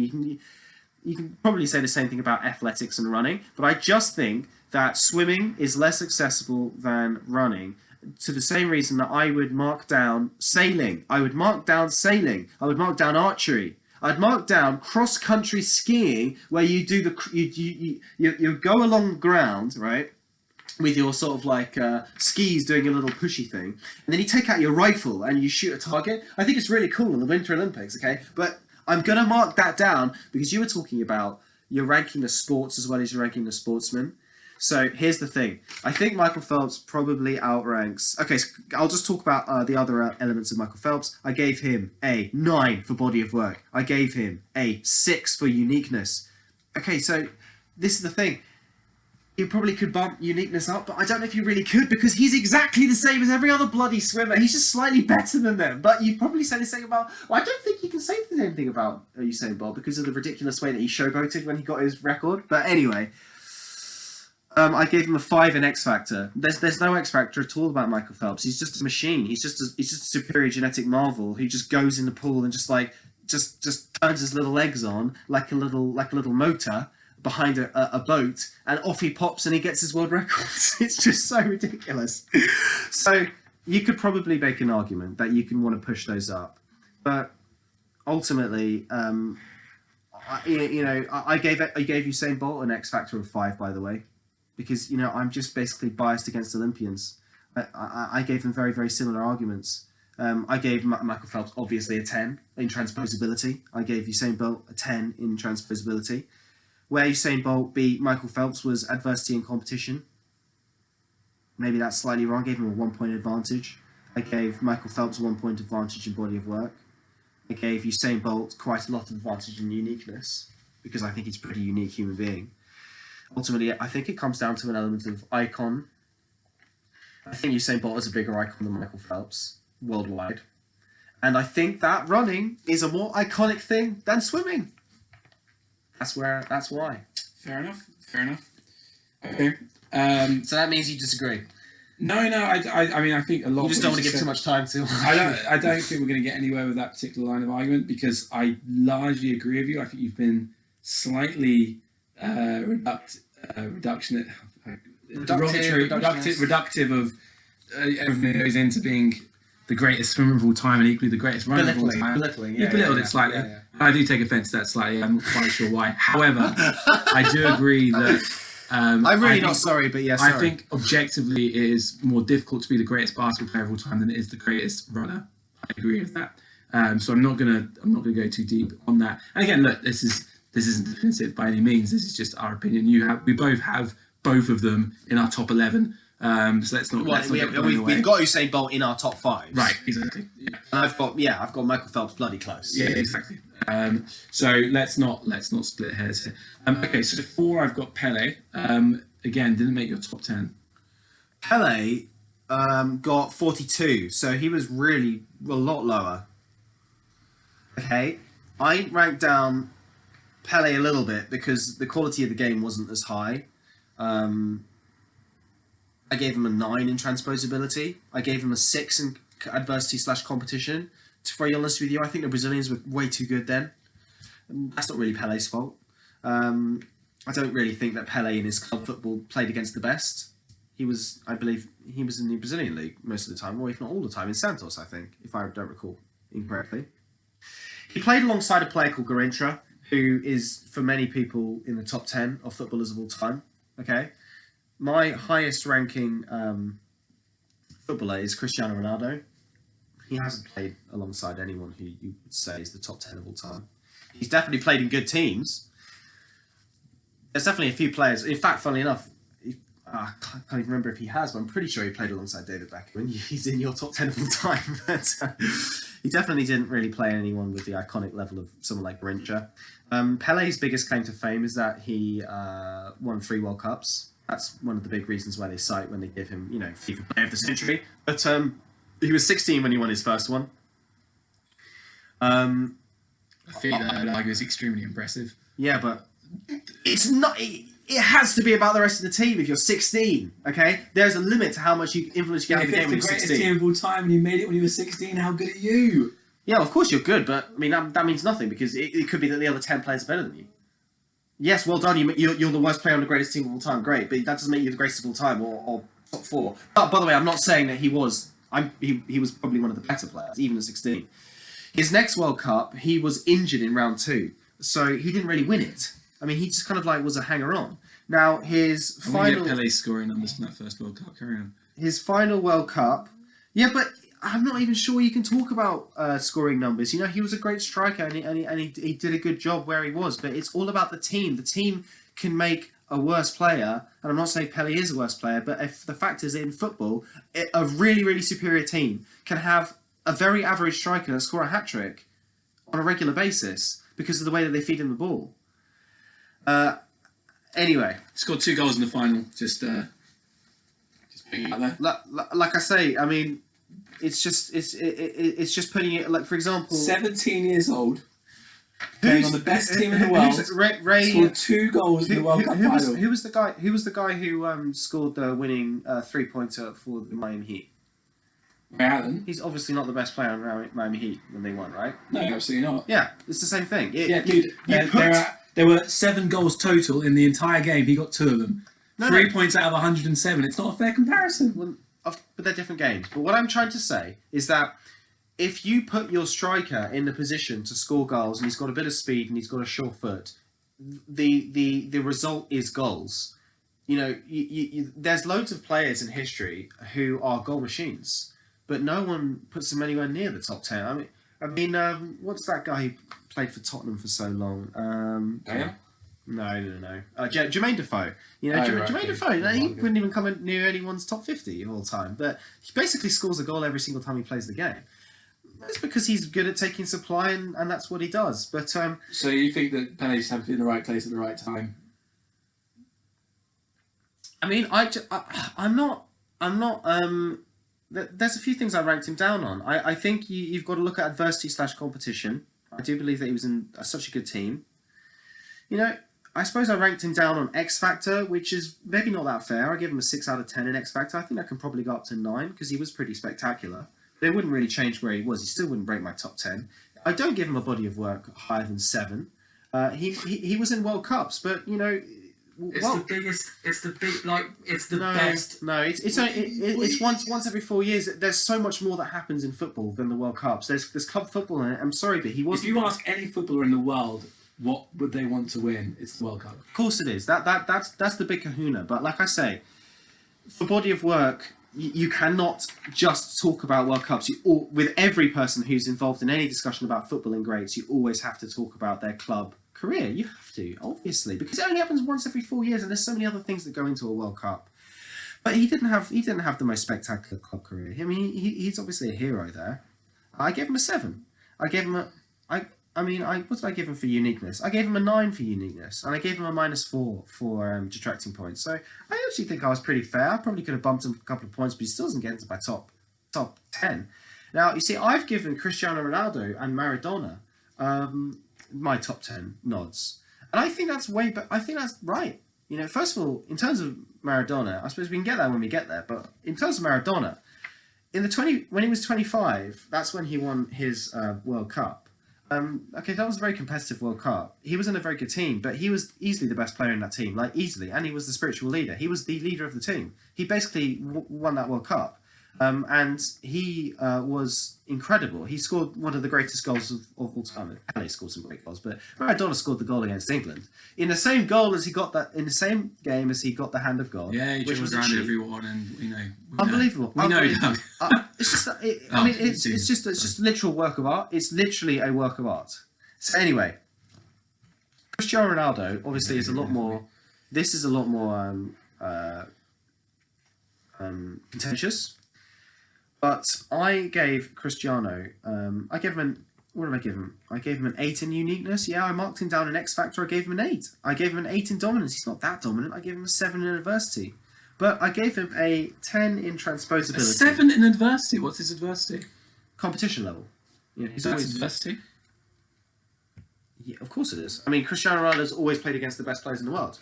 And by the way, in terms of his performance in World Cups and Championships, he's been on a significantly worse team than these other two people that we've been talking about. He's always been on a also ran and managed to somehow win the European Championship with them. Portugal. Real Absolutely. Madrid also ran. I'm talking about Portugal. Oh, sorry, international. Okay.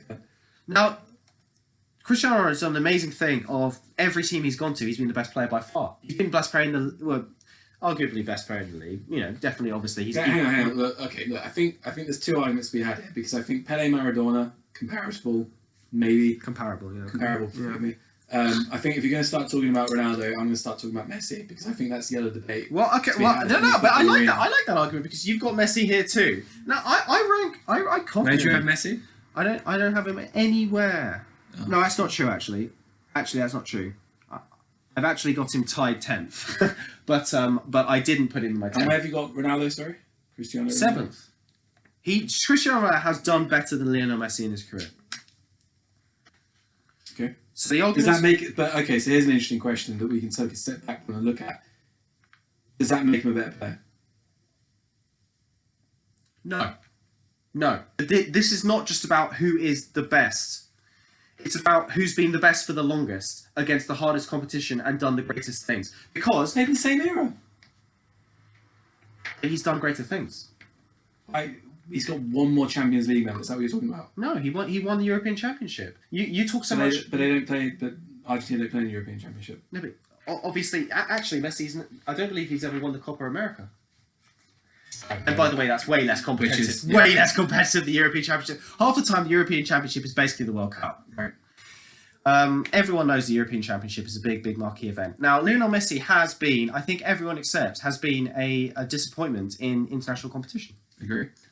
We were talking earlier about quality of team, right? Lionel Messi's Argentina has consistently been better than the Portuguese compadres of Cristiano Ronaldo.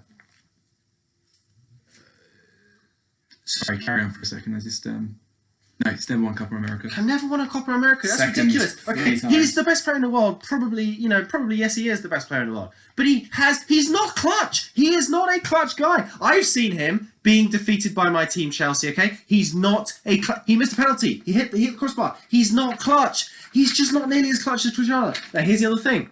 Cristiano Ronaldo has played in Manchester United, best player in the league, best player in the team. Played in Real Madrid, best player in the team by far. Was he the best player at Man U at the time? Oh, of course he was.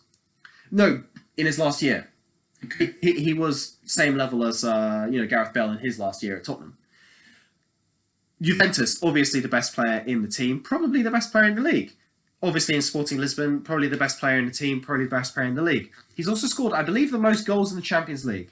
Now, Messi has won slightly more in club football, but I will confidently argue that Messi's Barcelona was just as much about Xavi and Iniesta, okay, and Pep Guardiola's machine, and there are some other good managers there as well. Their ridiculous tiki-taka machine that just milled their way to victories. And actually, that Ronaldo in Real Madrid did more carrying the team on his back than Messi ever did. Even though Messi was important, Ronaldo is a more clutch footballer. He's had more dominance over more different situations, and I don't really begrudge that against Messi because he hasn't. He's wanted to be loyal to Barcelona because Barcelona helped him get growth hormones and sort of like develop into a footballer in the first place.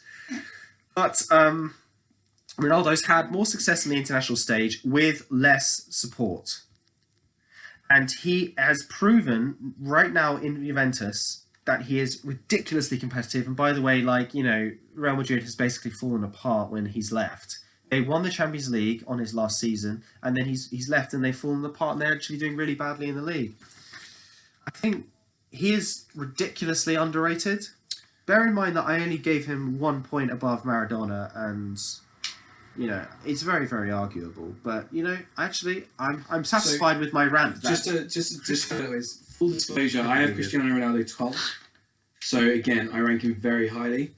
Oh yeah, you do. Yeah. There's a little bit of British bias on my part because of the part he played in getting Rooney sent off. So I've got Messi 12th as well, so that's symmetrical. Okay, that's very interesting. All right, cool. Let's move on from football because again, I think we really are splitting hairs here. They're all the so you got Pele in 4th. Okay, so I don't even think Pele makes I don't think he makes my top 10. So I just, but I don't think this is where icon comes in. I think Pele's got hero worship issue. I think he's great, but it's a hero worship. If you ask 100 people, greatest footballer of all time, I think Pele gets the most answers on that. And no one says Cristiano. No, except for Portuguese. So there's an iconic thing here. And again, look, there are so many factors at play here, but I think, perhaps 50 years from now, we will look at Ronaldo as the greatest of all time. But right now, Pele is regarded as the greatest footballer of all time. And I think that has to count for something. And that was a big weighting for me as a non-football fan. That's fine. So my 4th spot's Tiger Woods. Do you even have Tiger Woods? No. Why? No. So oh no, that's not true. I'm so sorry. I have Tiger Woods 17th. I have Tiger Woods. That's unbelievable. I've got him 4th. So undeniable achievements. Okay, so for me, 2 things: golf and call it politics. Politics is the wrong word. Controversy. Tiger. Again, there's no other golfer was even a consideration for me. So again, as you spoke about earlier, golf to me is debatably, a sport. There's no questioning his dominance. There's no questioning his talent. There's no questioning his capability. But again, for me, the fact that there is a controversy surrounding him in his personal life, and also the fact that it's golf, those 2 things just kept him down. But I could be persuaded to have him higher. I pick issue with your issue about the personal life. Okay. Depends how you take the word icon. For me, it's about what they've managed to achieve in sports.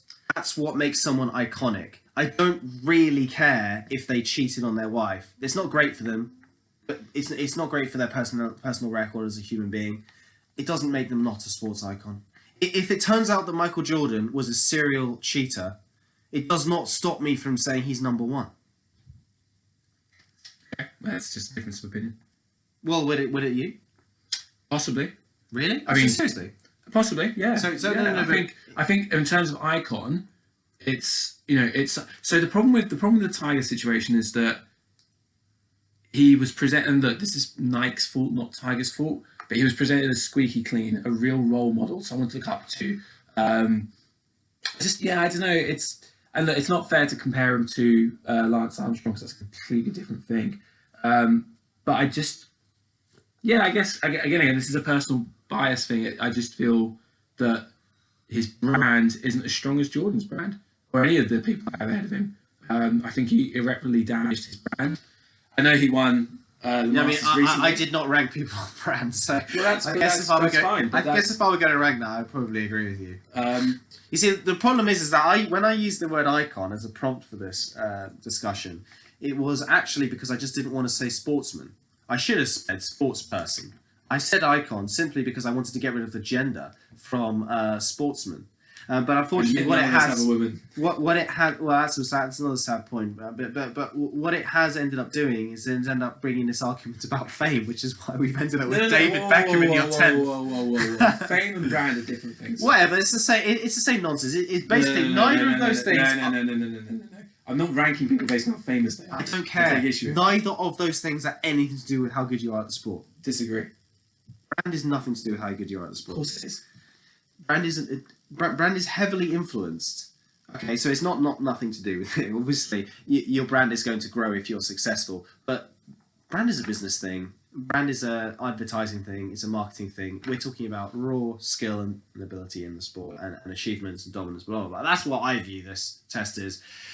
I will have to rank Tiger a bit lower, but your ranking. So, what was your position about golf being a sport or not? You gave it a bit of a punishment. Massive detractor, yeah. See, I didn't actually. Bizarrely, I don't know why. I view it as more of a sport than running up and down a damn track or swimming up and down a lane. Because in my view, sports. Here's the thing. I'm not sure badminton is that.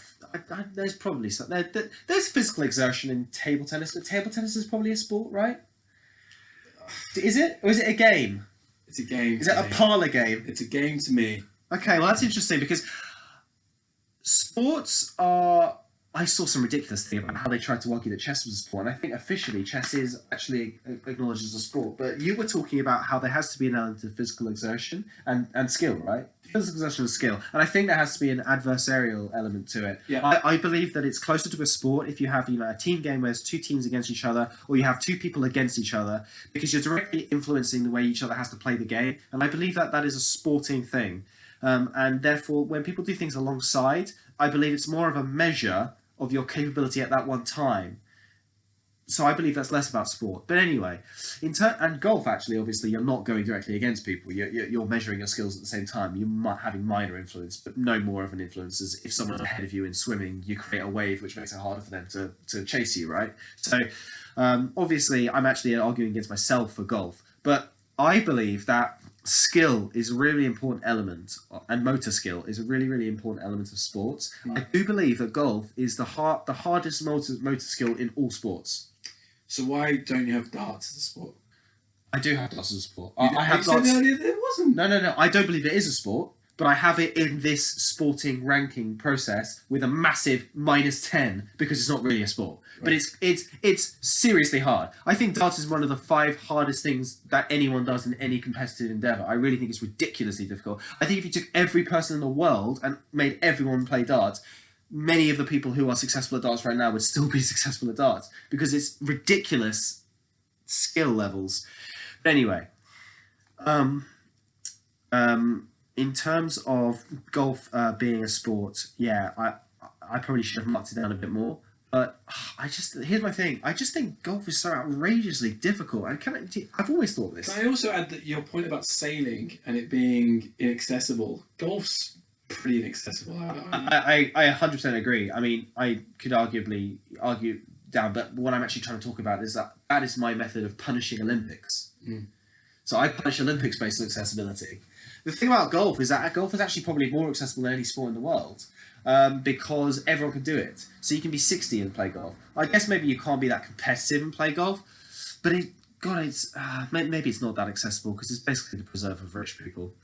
But the skill level of golf is infinitely higher than the skill level of running. I wouldn't even, if out of 1 million, I wouldn't even give running a 1 if I gave golf 1 million. Okay, I think golf is way harder as a skill.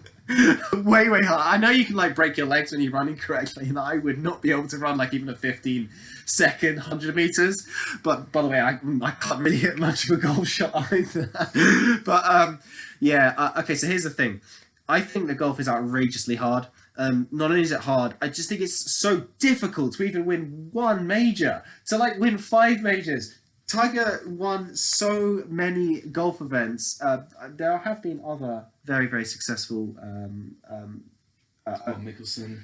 Tour players like Sam Snead, I believe, probably won a bit more in I think the PGA Tour. But I think overall winningness and at the time when it's been very, very competitive, Tiger Woods has to get the nod in terms of golf. But obviously, it comes down to how much accord do you give to golf? Right. Okay. Let's move on.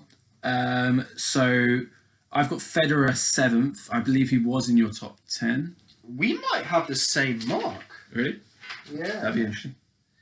No, sorry, we haven't. I've got 5. I got Roger Federer for 5. Okay. I can totally buy into that. Federer is... So one of the things we haven't spoken about thus far is just how enjoyable it is to watch this particular performer, athlete, sports person, whatever you want to say. I have to say that Michael Phelps is a 0 on that, right? Who the hell cares about watching some weird genetic freak do some weird butterfly movement? Totally subjective. But anyway, so Federer, 20 Grand Slams, which is the most of any male.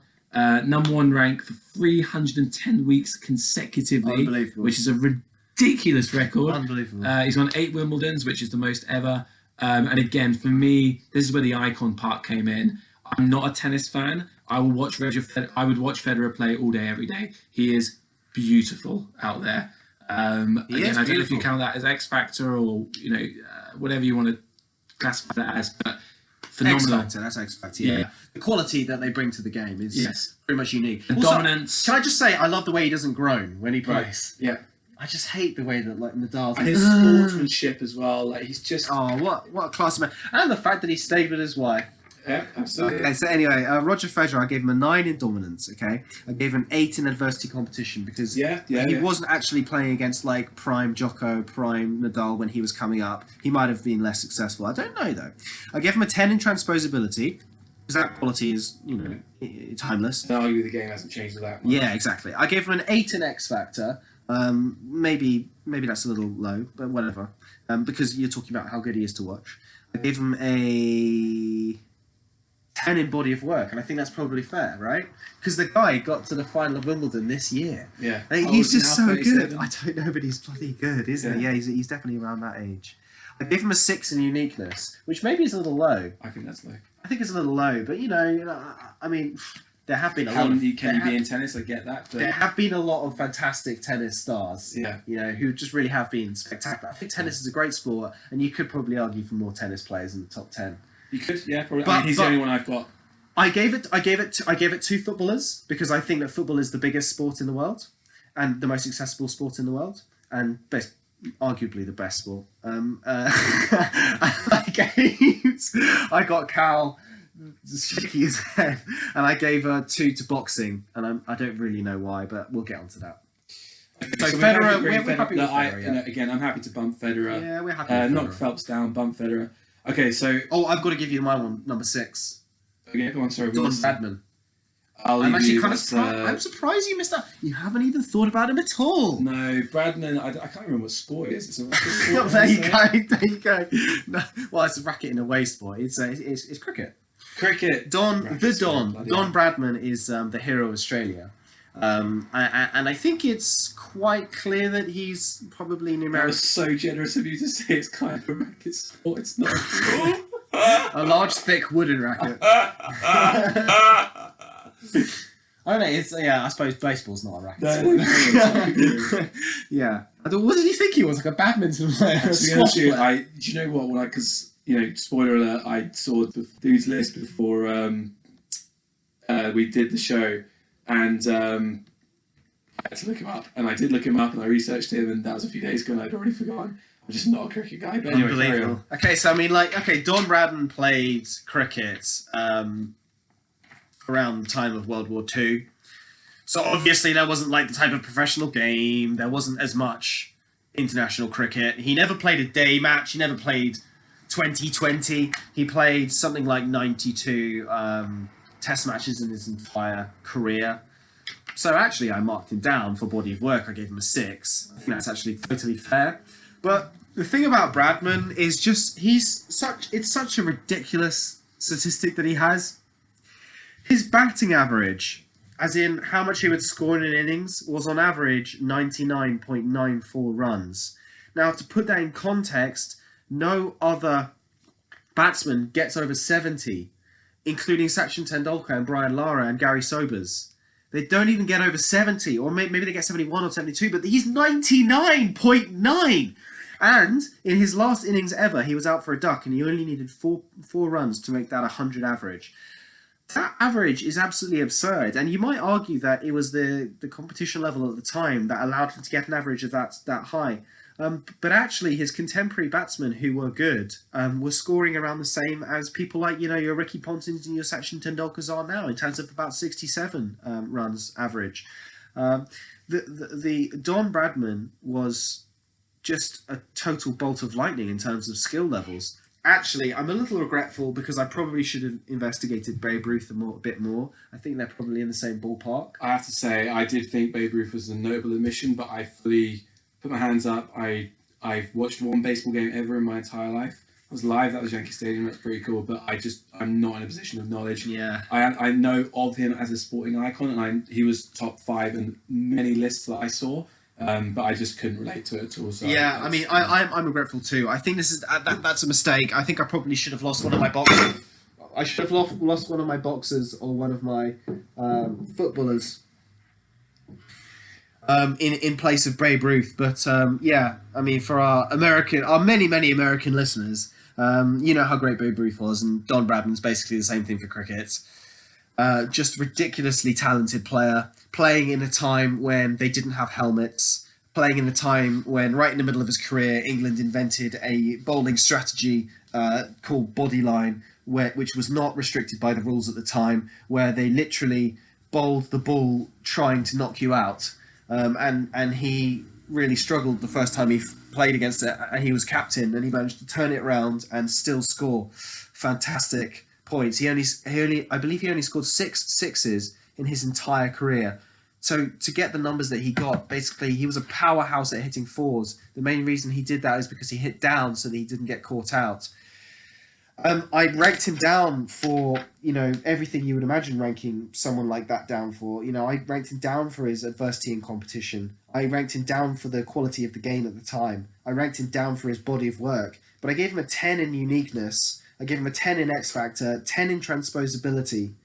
And actually, I really think that's fully defensible. I genuinely think that if Don Bradman played the game today, he would be just as prolific as he was then. He was such a dynamic player. If you've watched any of the dynamic batsmen of all time, you definitely want to look at Brian Lara and look at Sachin and look at there's a few players who have fantastic balance and control and have a great vocabulary of shots. Don Bradman had the greatest vocabulary of shots. Don Bradman had outrageous balance, great decision making.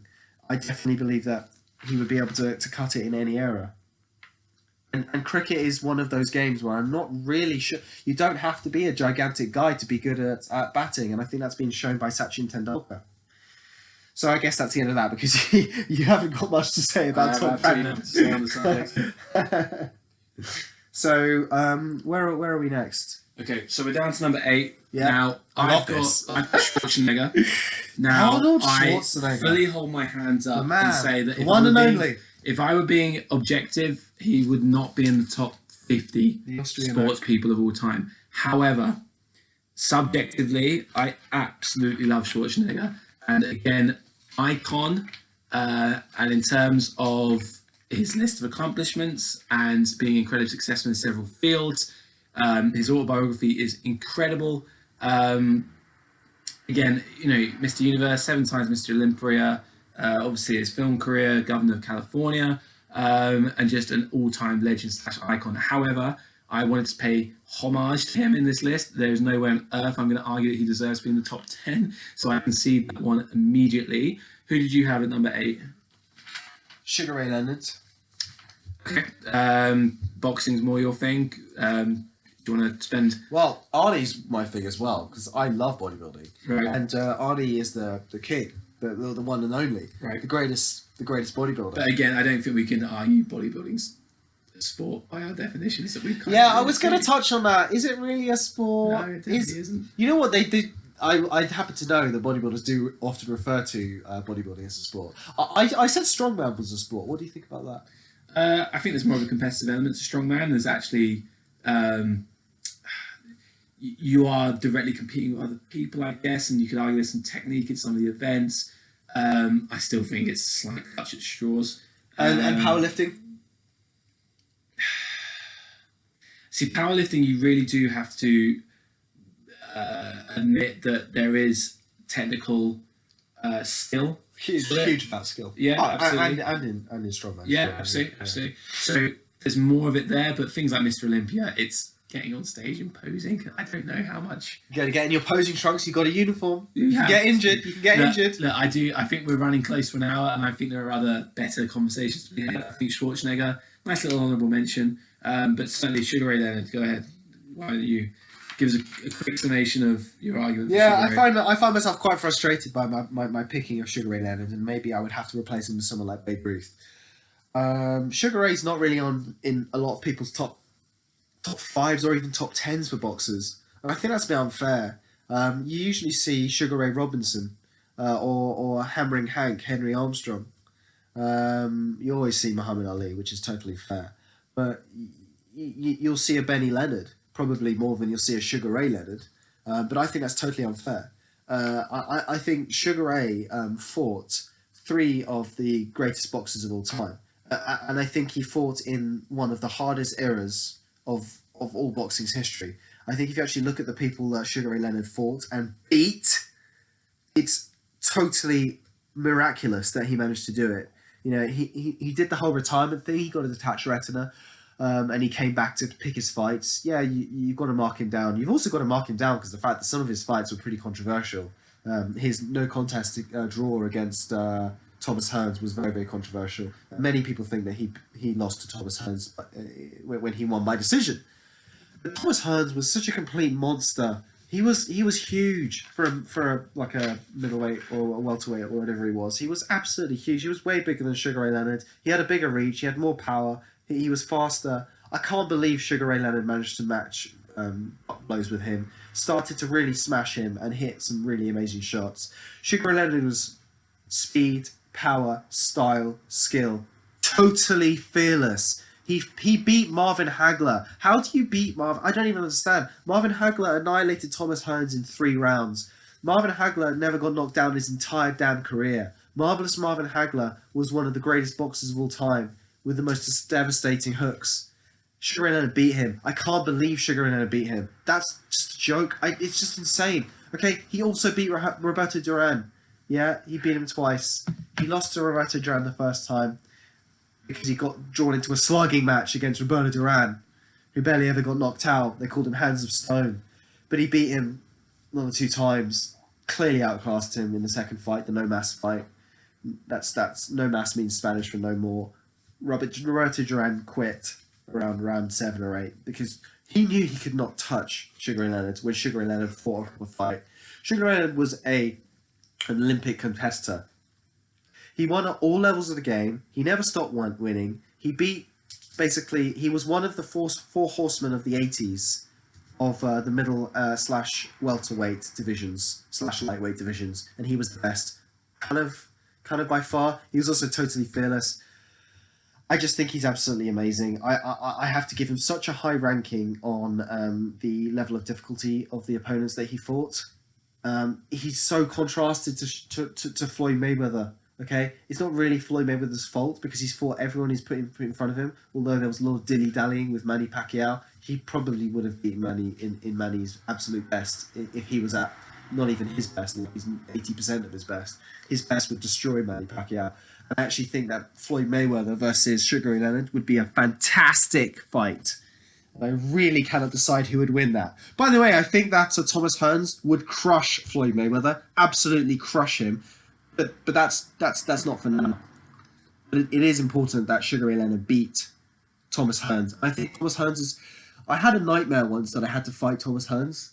It was one of the scariest times of my entire life because the day before that night, I came across a pair of Thomas Hearns trunks that a snooker club had on the wall, and they were the widest trunks I've seen, and I couldn't believe that this guy was a lighter weight division than me.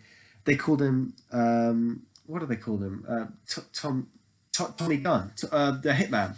Thomas the Hitman Hearns, right? Because his right hand, his left jab was ridiculous. It was so fast, so long, but his right hand would just kill you. And I had a nightmare that I had to fight Thomas Hearns, and I was like, I was trying to escape because there was no way I was ever going to do that fight, and I just can't believe that Sugar Ray Leonard fought him twice. Didn't lose to him either. It's just ridiculous. It's absolutely absurd. Anyway, I gave him that ranking because I'm a boxing fan. Maybe that's a bit too high, but I think he's great. He deserved a mention. Fair play. I'm glad you mentioned Floyd Mayweather because I do have him 11th, and I concede that he was a beneficiary of the era in which he fought, but I think 50-0 is a pretty damn impressive record by any standard. But anyway, let's move on. Now 9th, I have LeBron James. Goat man, according to Shannon. My colleague Shannon here is the undisputed. So I guess I'll be Skip. LeBron. Look, I'm an NBA fan. I'm a basketball fan. I'm not a LeBron fan. I do think he benefited tremendously from being in an extremely weak Eastern Conference. I think he benefited tremendously from teaming up with fellow Hall of Fame players in their prime. I don't like the way he conducts himself with regards to empowerment. I think he does behave in a very entitled manner. He has chosen written across his back. He took Jordan's number. Yeah, the decision. Yeah, I mean, the decision speaks for itself. I am subjectively not a LeBron James fan. However, objectively, he's a 3-time NBA champion. He's a 3-time Finals MVP. He's a 4-time regular season MVP. He's a 12-time All-NBA player. And at the age of 34, in his 15th NBA season, he averaged 28 points, 9 rebounds, and 9 assists. That's incredible. He is a phenomenal talent. When it's all said and done, there's a very real chance he'll be first in scoring and top 10 in assists and rebounds. That's mind-boggling. So, yeah, again, I'm very happy to kick him out the top 10 because of my subjective views. However, I think his name does deserve mention. And again, you have your boxing bias. I have my basketball bias. Yeah, of course. LeBron's he deserves massive kudos for the Cavaliers. Absolutely. I mean, he dragged 2 teams to the NBA Finals that had absolutely no business being in the NBA Finals. Now, again, the 2017 or 18, I'm losing track here. One of those teams, it was just a case of the East was terrible. However, in 2007, when he did it, fair play. That was a joke of a team to get to the finals, and obviously they got swept. LeBron's been swept twice in the finals. His overall finals Skip record. loves to hit him because he says he's not clutch. Well, he's 3-5. Whatever He calls him his record LeBrick is. sometimes. What do you don't give? Was it don't give LeBron a quarter because you only get don't give LeBron a dime because you only get 3 quarters in return. Whatever it is. And he called LeBron the Robin to Dwayne Wade's Batman. Right, which again is preposterous. But anyway, okay. So hold on, I just want to know. You have Kareem. I have Kareem 13th. No, yeah, 13th. And you didn't see space for Kobe. Martin down. Oh no, get out of here, Kobe. No. You don't have space for Larry Bird. No, not in my top 15. You don't have space for Magic Johnson. All the people you're talking about are top 10 NBA players of all time. But when it came to sporting icons, no. And Big Wilt. Well, Fraser. Wilt Chamberlain. Oh, sorry. Again, no. So the reason I have LeBron above Kareem is era. Plain and simple. Kareem played in a softer/easier era from a competitive standpoint. He had a ridiculous team as well. And he has a ridiculous team. Yeah, no. The Birds, the Magics. Look, if this were a top 10 NBA list, it'd be a different story. But in terms of sporting icons, I did want to. So I was aware of my basketball bias, and for that reason, I was maybe hyper aware of it. So deliberately discounted some of the lesser, ridiculous things to say, but lesser all-time NBA greats. I didn't want to have 4 or 5 NBA players in my list. As it stands, I do have more basketball players than other sporting people. Actually, it's tied with football, for which is fair, I think. Yeah, no. So wait a minute. In basketball, Yeah. if there was the 10 best players of all time play the game, Yeah. would LeBron James be the second best player in that match? Or would it be Wilt? LeBron's better than Wilt. Better passer, better shooter, better basketball IQ, arguably better defender. In his prime, he doesn't play defense anymore. I've probably got LeBron probably do have him second if I'm honest. I think Magic and Bird are the two that I would consider putting ahead of him. That's my head. But when all's said and done, he's probably going to be second. I think. Probably has more of an effect on the game because he's got that athletic element too. Well, he's got the court vision and basketball IQ of chasing kids, Isaiah Thomas, whether you like John Stockton, but he's got the 6'9", frame of Magic in proportion. He's absurd. Yeah, he is true. absurd. That's true. He's pretty spectacular. So yeah, okay. Who did you have ninth? I'm really enjoying this, by the way. I love waxing lyrical about great sports people.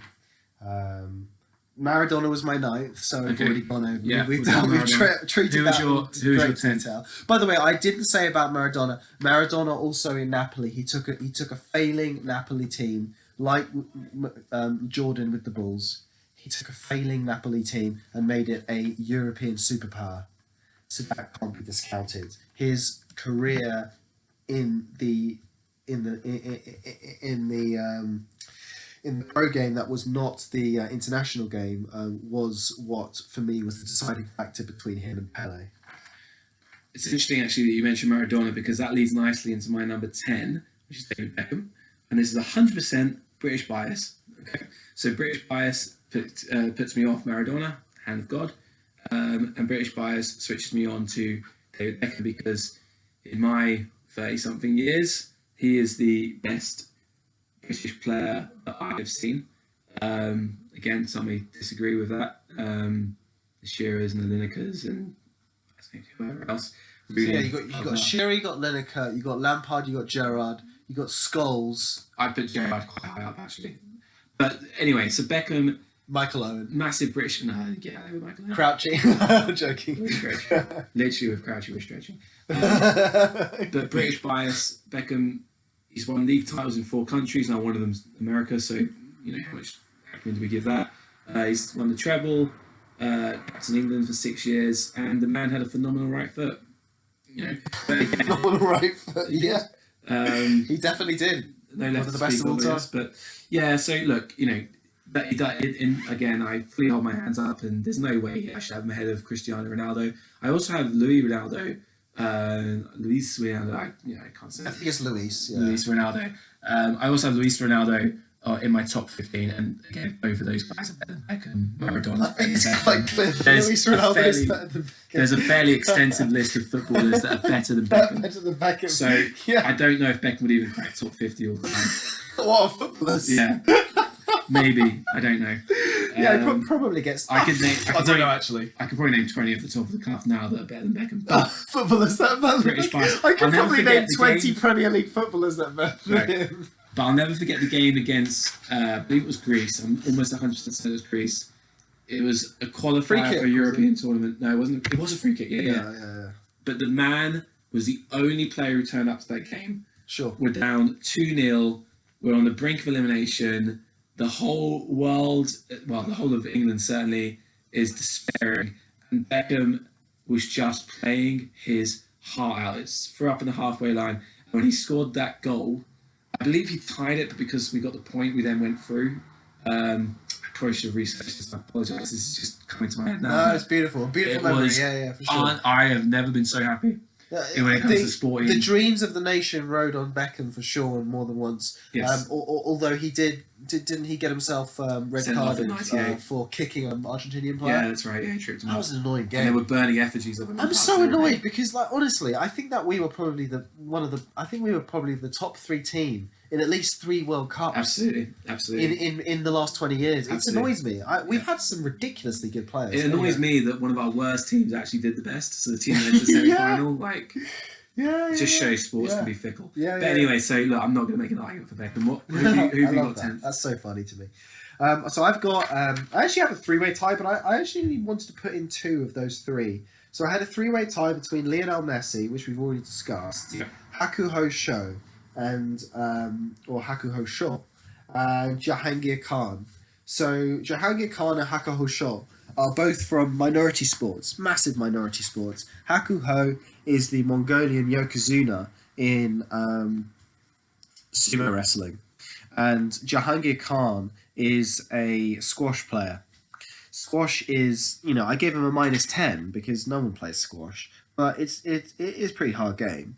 And he did something ridiculous. Like, he won like 555 matches in a row over a 3-year period. I mean, who does that? You just can't win that many games. Although some tennis players get close, but they don't actually win 555 in a row. He won something like the squash championship like 10 times.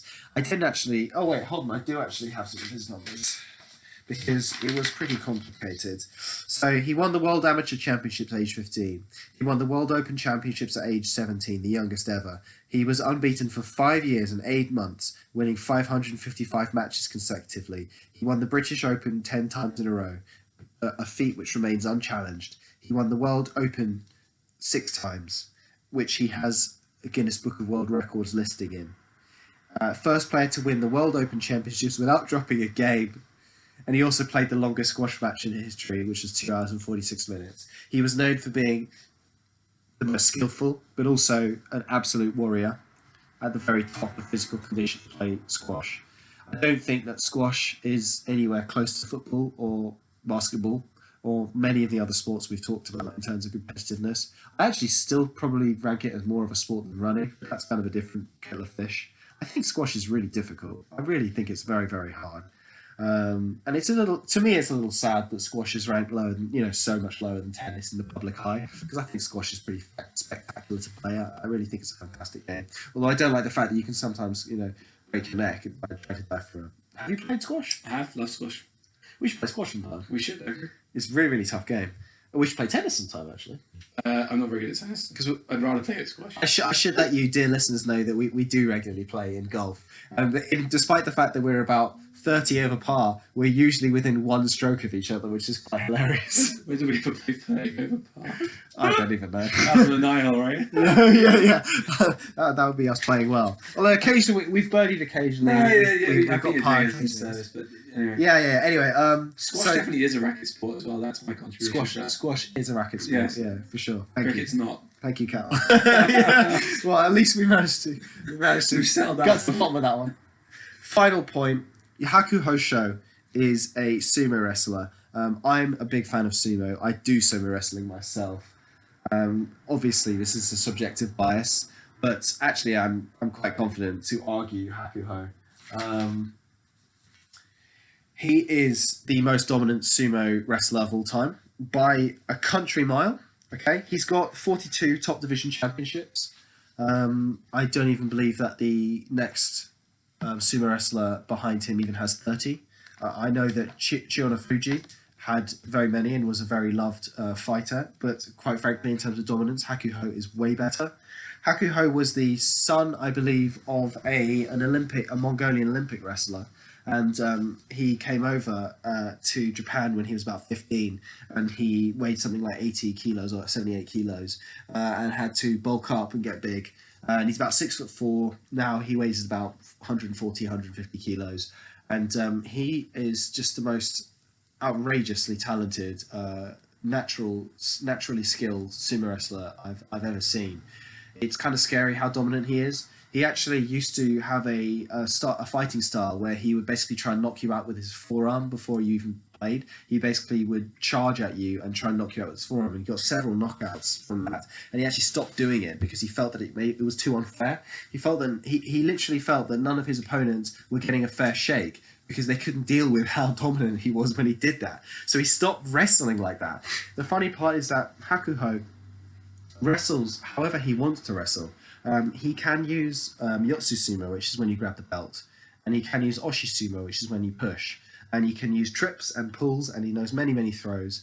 He is an ultimate chameleon, an ultimate master of his sport.